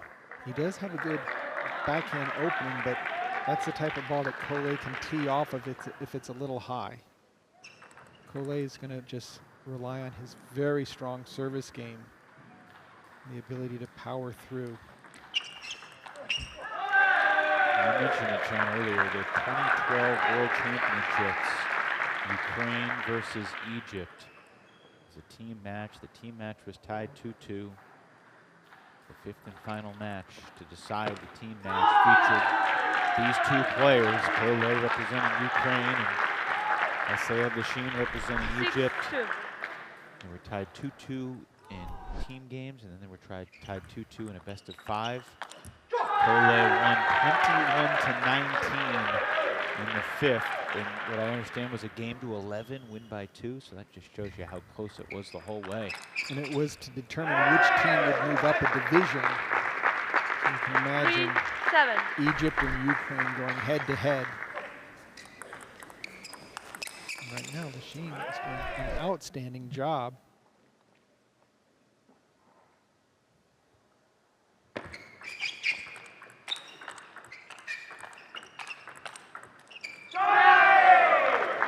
Fun to watch. Coley has won a couple straight to get back within 2. And Coley's blocks are just so deep, and they still jump with the amount of topspin. He's going for the backhand serve from the forehand side of the table, trying to mix things up. Beg your pardon. Now he's within 2. 7-5. Yes, I can see the future sometimes. Don't call me the clairvoyant commentator for Timeout. nothing. Timeout. Timeout. Bastards. Bay Area. They're looking to do the same thing that Jiwei Shah did, which is pull the quick upset timeout in the first game with the lead. They worked for Portland and Jiwei earlier. So It's like a pretty intense conversation. Lachine was doing most of the talking. Could prove to inspire everyone else in the league to believe it is possible. Now it's interesting from again, Coley mixing it up, just taking his time. And again, going to the backhand side, controlling the angles with his backhand topspin block, getting the forehand in. Time. And once again, quality backhand loop to pull within 2. with Sayed Lachine and Coley. 7-5. Couple big serves here for Lachine. That's well done. So nice over the table. Coley thought he had a short enough ball to stop the attack. Lachine just drove it down the backhand.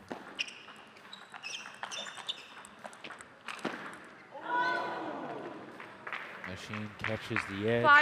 5-9. 9-5. This is going to have such an impact on the Golden game if the Blasters can keep narrowing this difference of 7-5.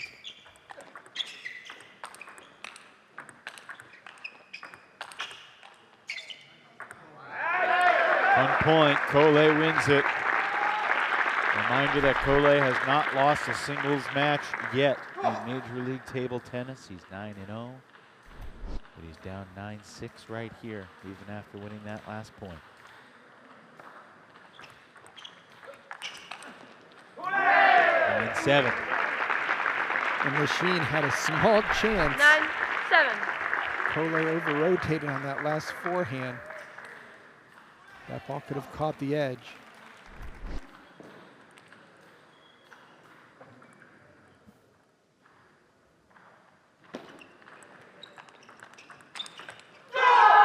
Great forehand 10, by 7. Lachine.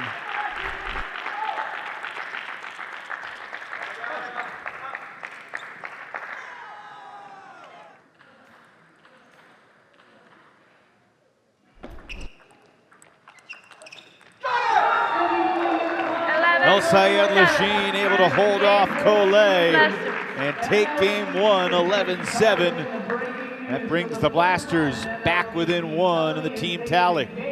Again, I think, Evan, the fact they've played before and it was 2-2 gave Lachine so much more confidence. Again, playing against an undefeated MLTT player in singles, taking that first game, huge benefit for the Blasters.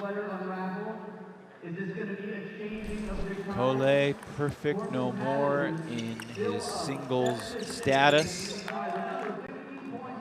See how he responds to his first ever setback on the MLTT table. And tactically, Lachine played perfect. Got his forehand into play. Really didn't have any difficulty with the serves that everyone else has had throughout Cole's MLTT set of matches.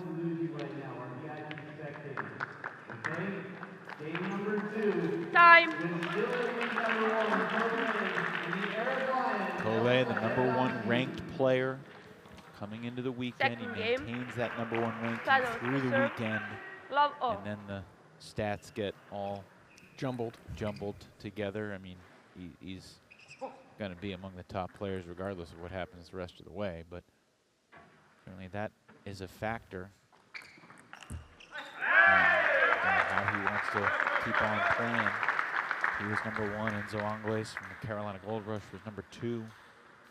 Daniel Gorak was #3, the Florida Crocs. Oh, lucky break there. Ball just catches the top of the net. Saw Andrew Sow struggle to back up his high ranking coming in. He was #4, but lost 2 out of 3 matches yesterday. That is a pretty forehand there by Lachine.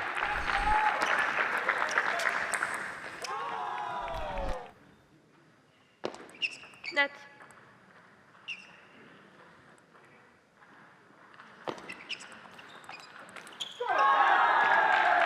Continuing to put 1-3. strong pressure on Cole.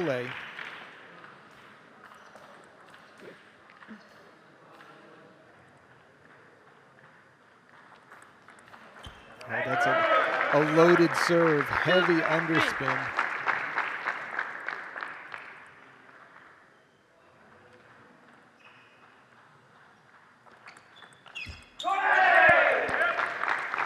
This is the first time we've seen Cole doing a little bit of a dance after the rally.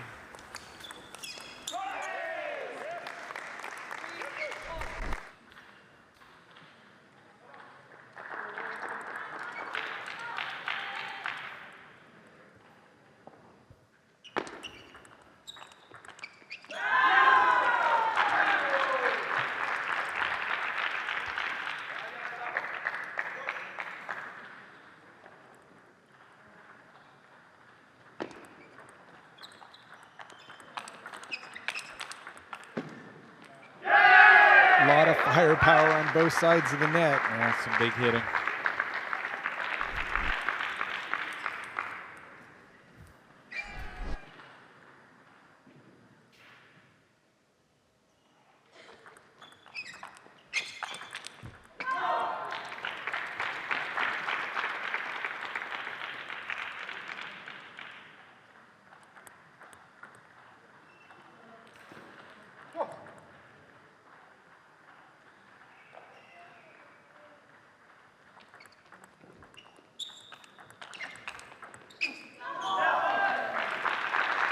Lachine is continuing to do things that confuse Collet. 4. He's just not afraid to go toe-to-toe, forehand to forehand. He's done a relatively good job on the serve receive. But you got to be careful. You 6, overplay that 5. first attack, Collet will use that speed against you. You see here with a very quality block out to the forehand side.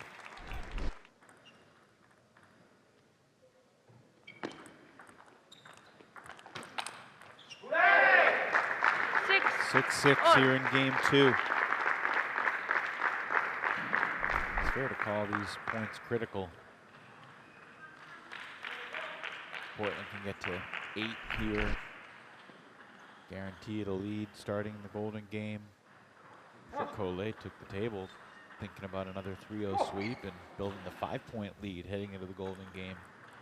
Now the best they could get is the 3-point edge. But it's also possible El Sayed Lachine could keep rolling and tie it up. Put the Blasters in front. Exactly. Take this game and then keep the pressure going.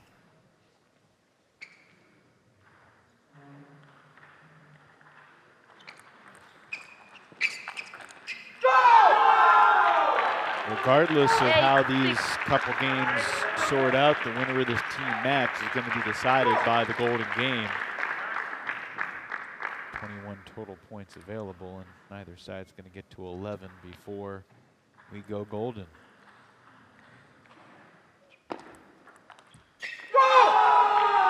Lachine, no. 3 straight. From 6 all to now 9-6. One more serve here for the Egyptian. Oh, goodness. El Sayed Lachine putting on a show. And just pulling out all the stops. Look at this forehand flip kill over the table for a winner. Game points.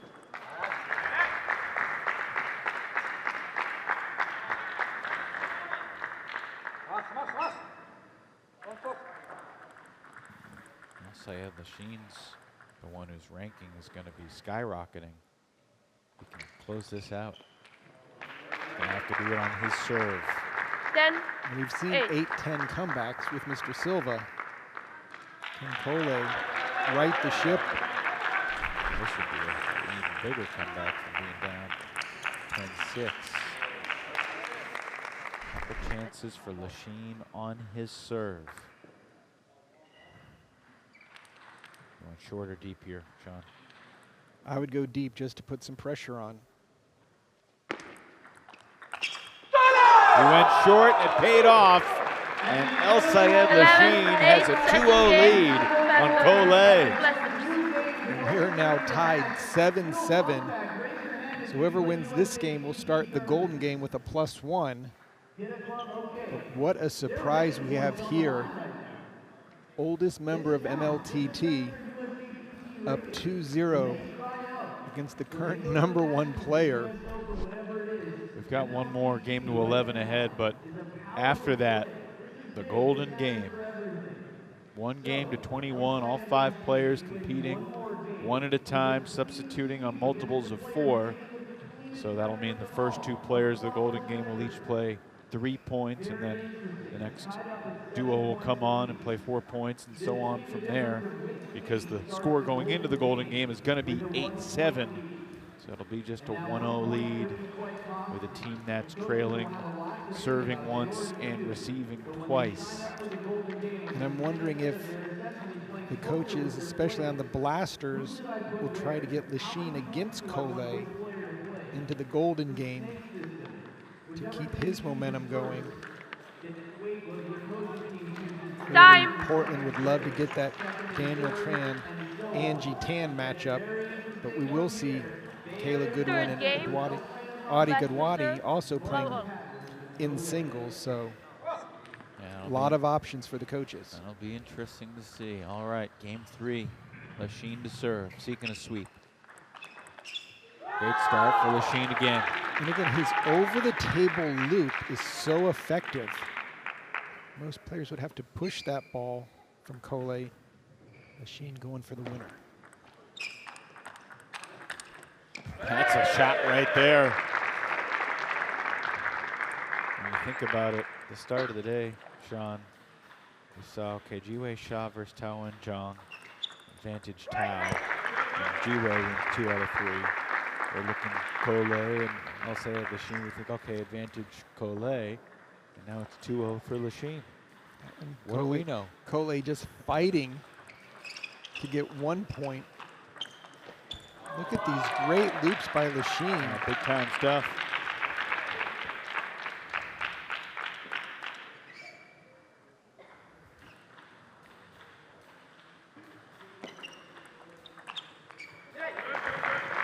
He wanted that one. 2, 3.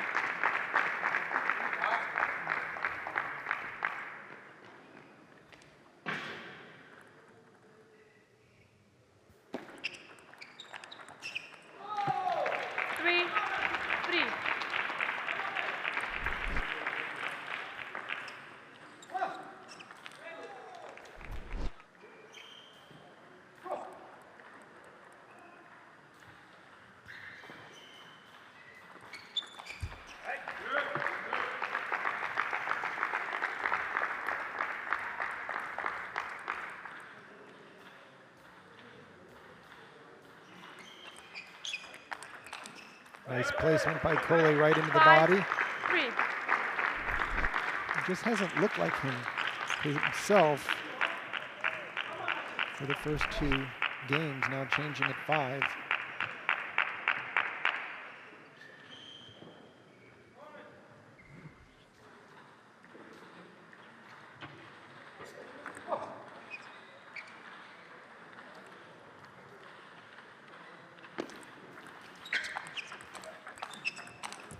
I'm not sure if this is something to think about, but Cole has mostly played in the first singles spot. He's played doubles too, but he's never played singles after playing doubles like he has today. 5, 5. And he has not looked like himself, I agree. Yeah. If Portland manages to pull this victory out, maybe that's something we can check with Coach Lillaroos on why putting him down in singles match number 4. And all those long points have gone Lachine's way, by and large.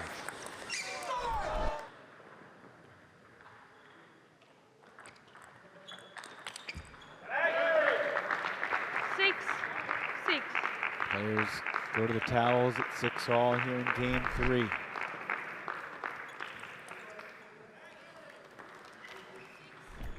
If Lachine could win this and sweep this match, it would be 5-1 on the weekend and 12-2. 12-3 overall in singles. He's going for the shots. There's no question about that.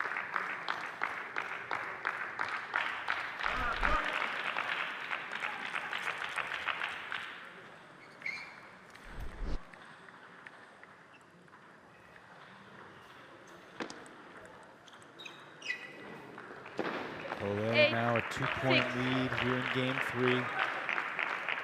With the serve. Stop the ball. See if you can close this out.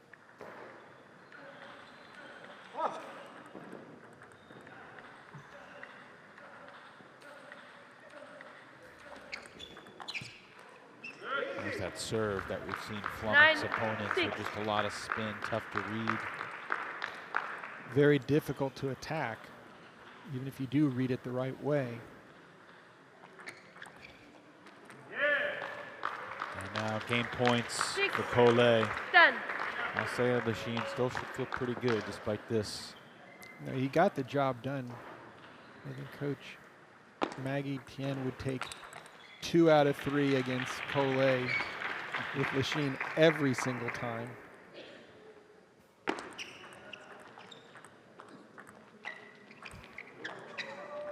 Wow.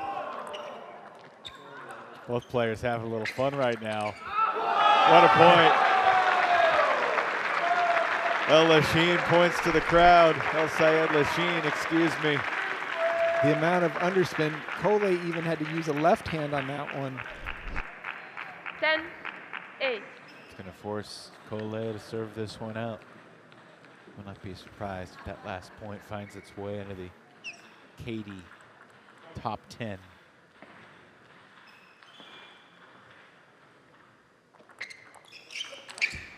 Ten-9 now. 3 straight for Leen.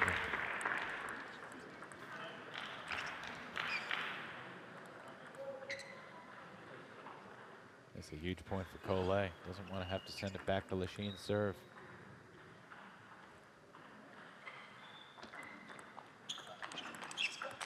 That'll do it. Found the opening and drilled it down the sideline. But what a great match between two all-time greats. And El Sayed Leen able to get 2 out of 3 for the Blasters. Cole able to give the Paddlers the 1-point edge heading into the Golden Game, up 8-7 on the team count. Be very interesting to see all these matchups, especially with Adi Gunwadi and Kayla Goodwin, both from the Bay Area, joining for the Golden Game in singles after just playing doubles. So we've got the commish. Why is Leen lifting up his teammates and not vice versa? I guess he's going to continue the heavy lifting. All right, the coaches will come together. Maggie Tian for the Blasters, Christian Lilyrose. Coach Christian's doing his coaching rather than getting over to decide the order. Flint Leen is a patient guy, but he wants to keep this rolling. So Adam Barbara will hand the microphone to the commissioner of Major League Table Tennis, Flint Leen. Okay, here's the commish, Flint Leen. Good. Okay, we've got the Portland Paddlers are up 8-7. You'll be starting with a 1-point lead. Bay Area Blasters picks the first player to come out, play 3 points. El Sayed Leen will be your first choice. Your first choice, coach. Jiwei Shah. Who's your number 2 player? Cole is your number 2 player. Your number 2 player. Wenjang Tao is your 2 player. Who's your number 3? Adi Gadwani is your number 3. Your number 3, coach. Daniel Tran, your 4th. Isaac or Kayla? Kayla Goodwin is your 4th. Angie Tan is your 4th, making Sonora Silva your 5th, and your 5th will be Isaac Villa Ortiz. All right, good luck, coaches. So in the 5 spot, Silva and Isaac Villa will rekindle their matchup, but in all other 4 positions, we'll see different matchups than we saw in the singles and doubles portion of the evening, and that is just mighty intriguing to know that the biggest points of the day will be these 4-point spots where players don't necessarily know each other that well, and you don't have a lot of time to figure the opponent out. You got to react very quickly because you run out of time fast. And we have a lot of the big dogs, especially in round 2. Cole against Tao and Jong. 0-1. Yeah, we begin with Leen and Jiwei, and I mean, how big of a factor is it that Leen just played, Jiwei played? It's going to help Leen a lot more because he just came off the table, even though he lost the last game. I mean, it's been he's warm and fresh. Almost 2 hours since Jiwei played. And you can see Leen 1-1. taking the risk, getting his forehand into play. Leen would just love to hand the baton off, tied 2-2 at worst. And Jiwei has been the heart and soul of the Paddlers with his choles. Now his forehand and backhand attack combos.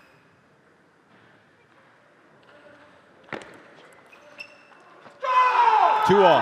2-2. Switch. Paddlers and Blasters played in September, Sean. It was a 5-0 lead to start the Golden Game for Portland. They hung on to win 21-17.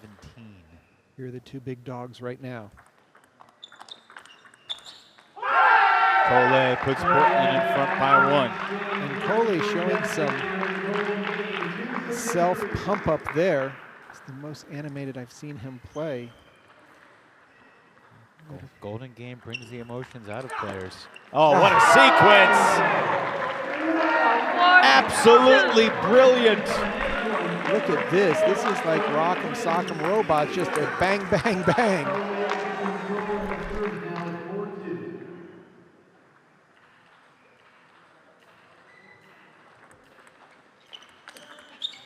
Three in a row. Body blow right there by Cole. Smart not going to either the forehand or the backhand, just the midsection.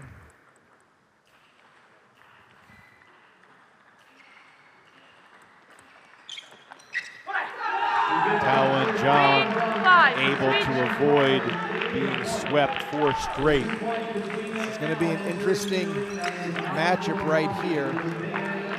Two young guns, Daniel Tran, so far perfect in his MLTT debut. Godwani brings the Blasters within 1.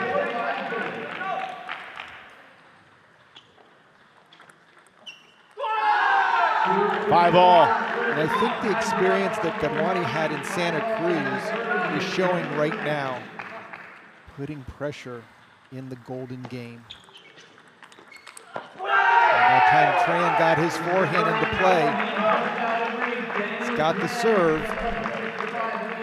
Nice combination here and wide out to the forehand angle. And a deep serve, very aggressive. And now the ladies will play 4 points.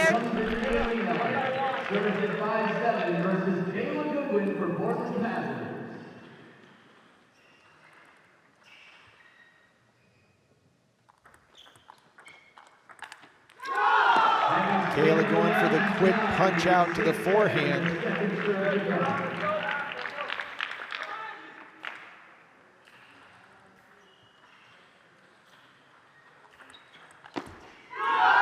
Off the net. Feels like this one's going down to the wire tonight, Sean. I have a sneaky suspicion that whoever wins in the first 4 points could have luck go against them in the second time they match up. And that's a beautiful forehand loop by Kayla Goodwin. Server doing very well in this set of 4 points.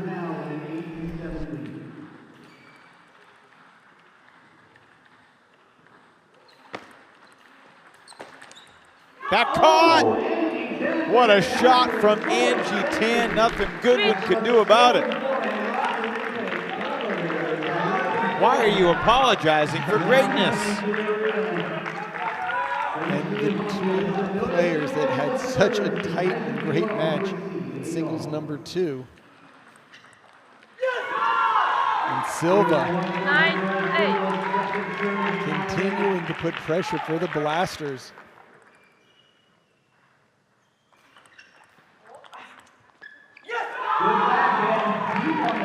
Two straight for Silva, taking care of business on his serve.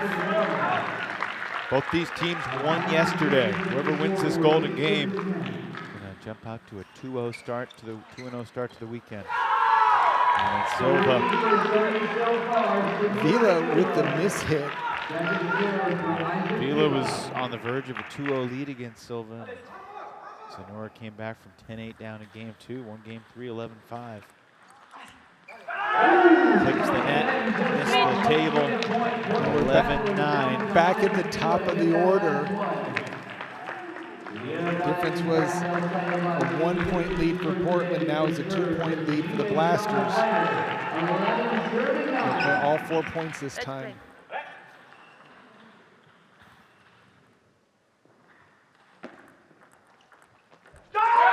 And Ji-Wei Sha, great drop shot on the serve.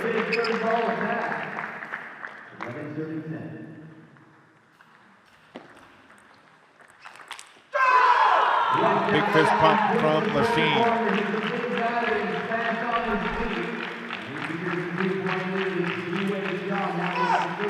Sha just lifted that last serve return a little too high, but he's got the serve right now. That caught the edge. I think it did. Yes, it did.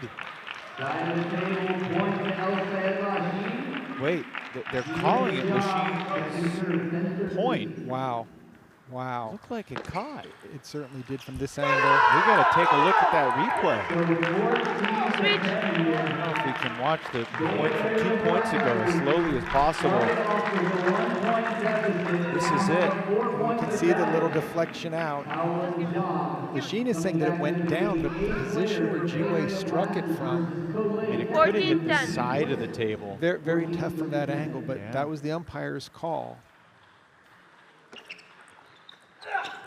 Now when Jong wins the opening point against Cole. Remember, Cole took the first 3 against Tao earlier in this Golden game. The Blasters with some separation right now, 15-10. 16-10 now. What a great serve.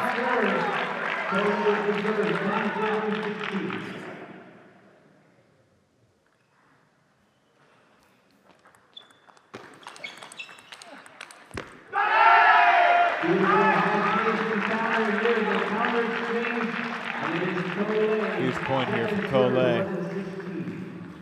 Tran and Godwani are next. Net.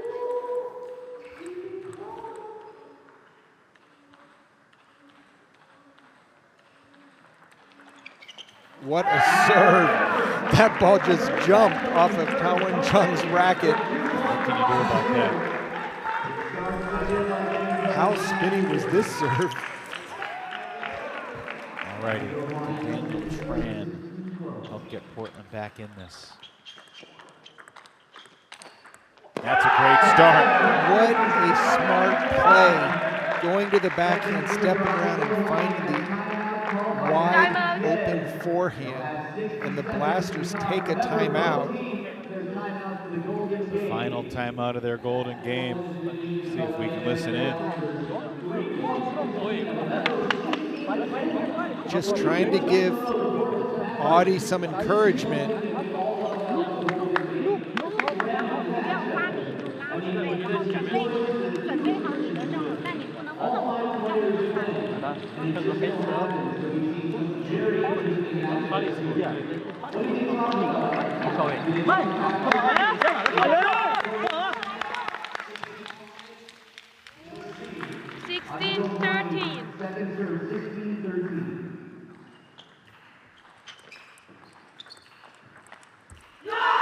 So well done. Timeout paid off. Got the forehand in and got it out to Daniel Tran's forehand. He wanted to play a backhand.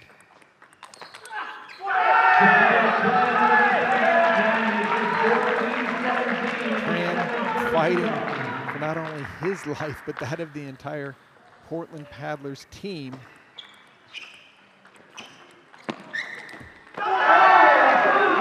That's 3 out of 4 for Daniel Tran to bring his team back within 2.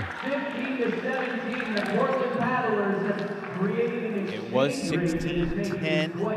It's now 17-15.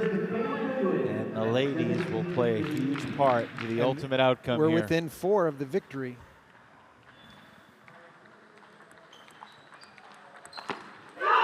Good short serve from Angie Tan to begin that point.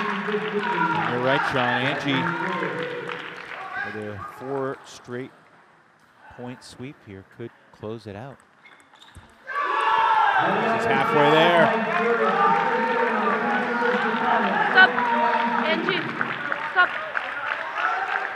Angie Tan 0-3 in singles today, getting her first opportunity to play singles in MLTT, but a chance to be the hero in the Golden game.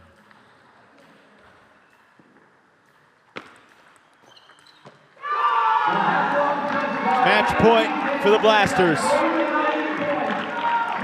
Senora Silva would be on the table next, but he's delighted to cheer his teammate on.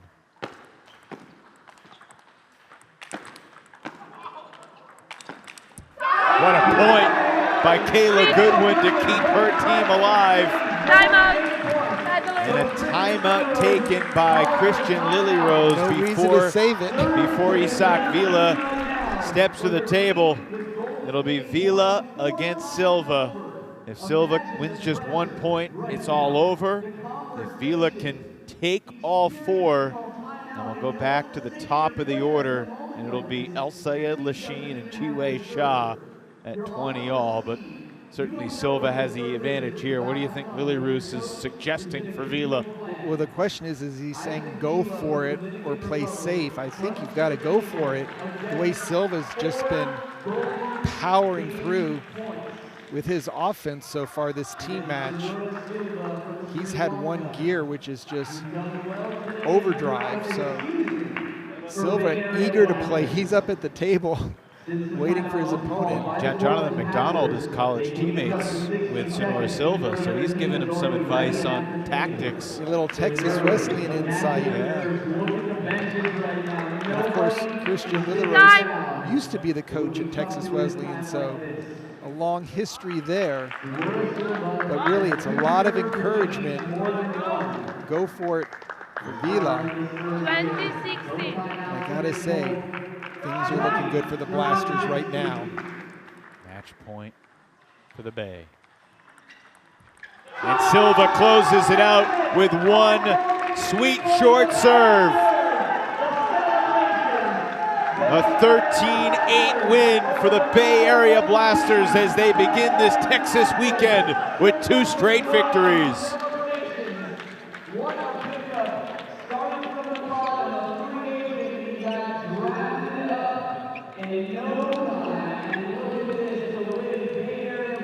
And a total team effort for the Blasters.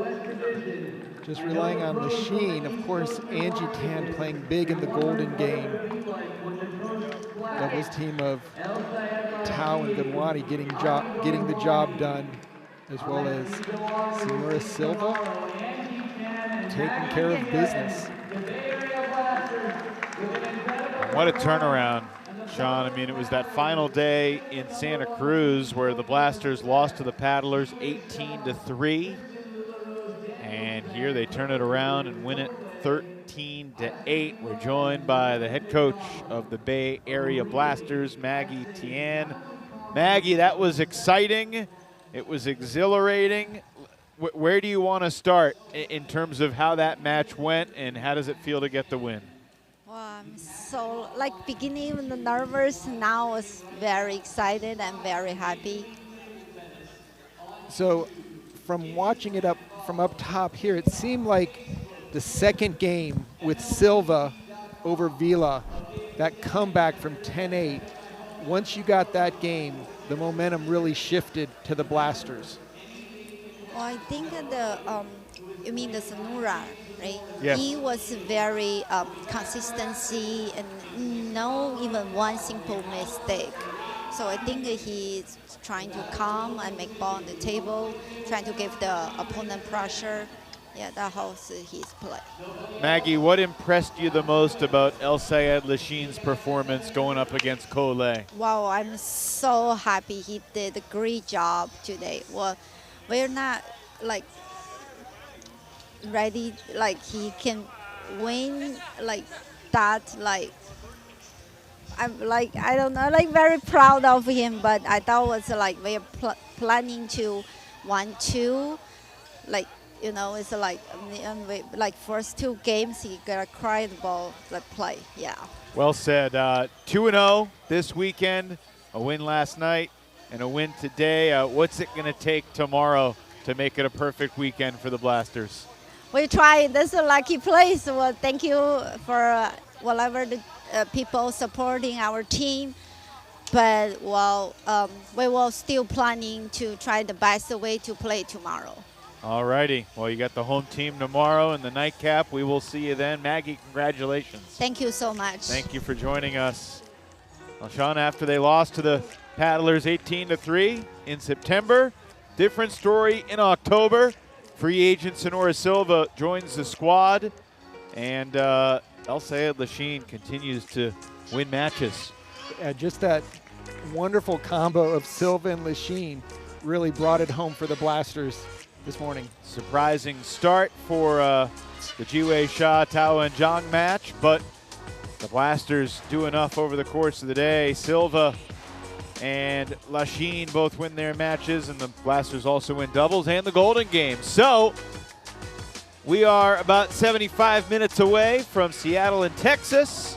That starts at 8:30 Eastern, 7:30 Central here in Katy. Silva with a game winner as the Blasters take it 13-8. For Sean O'Neill, Evan Lepler saying so long for now.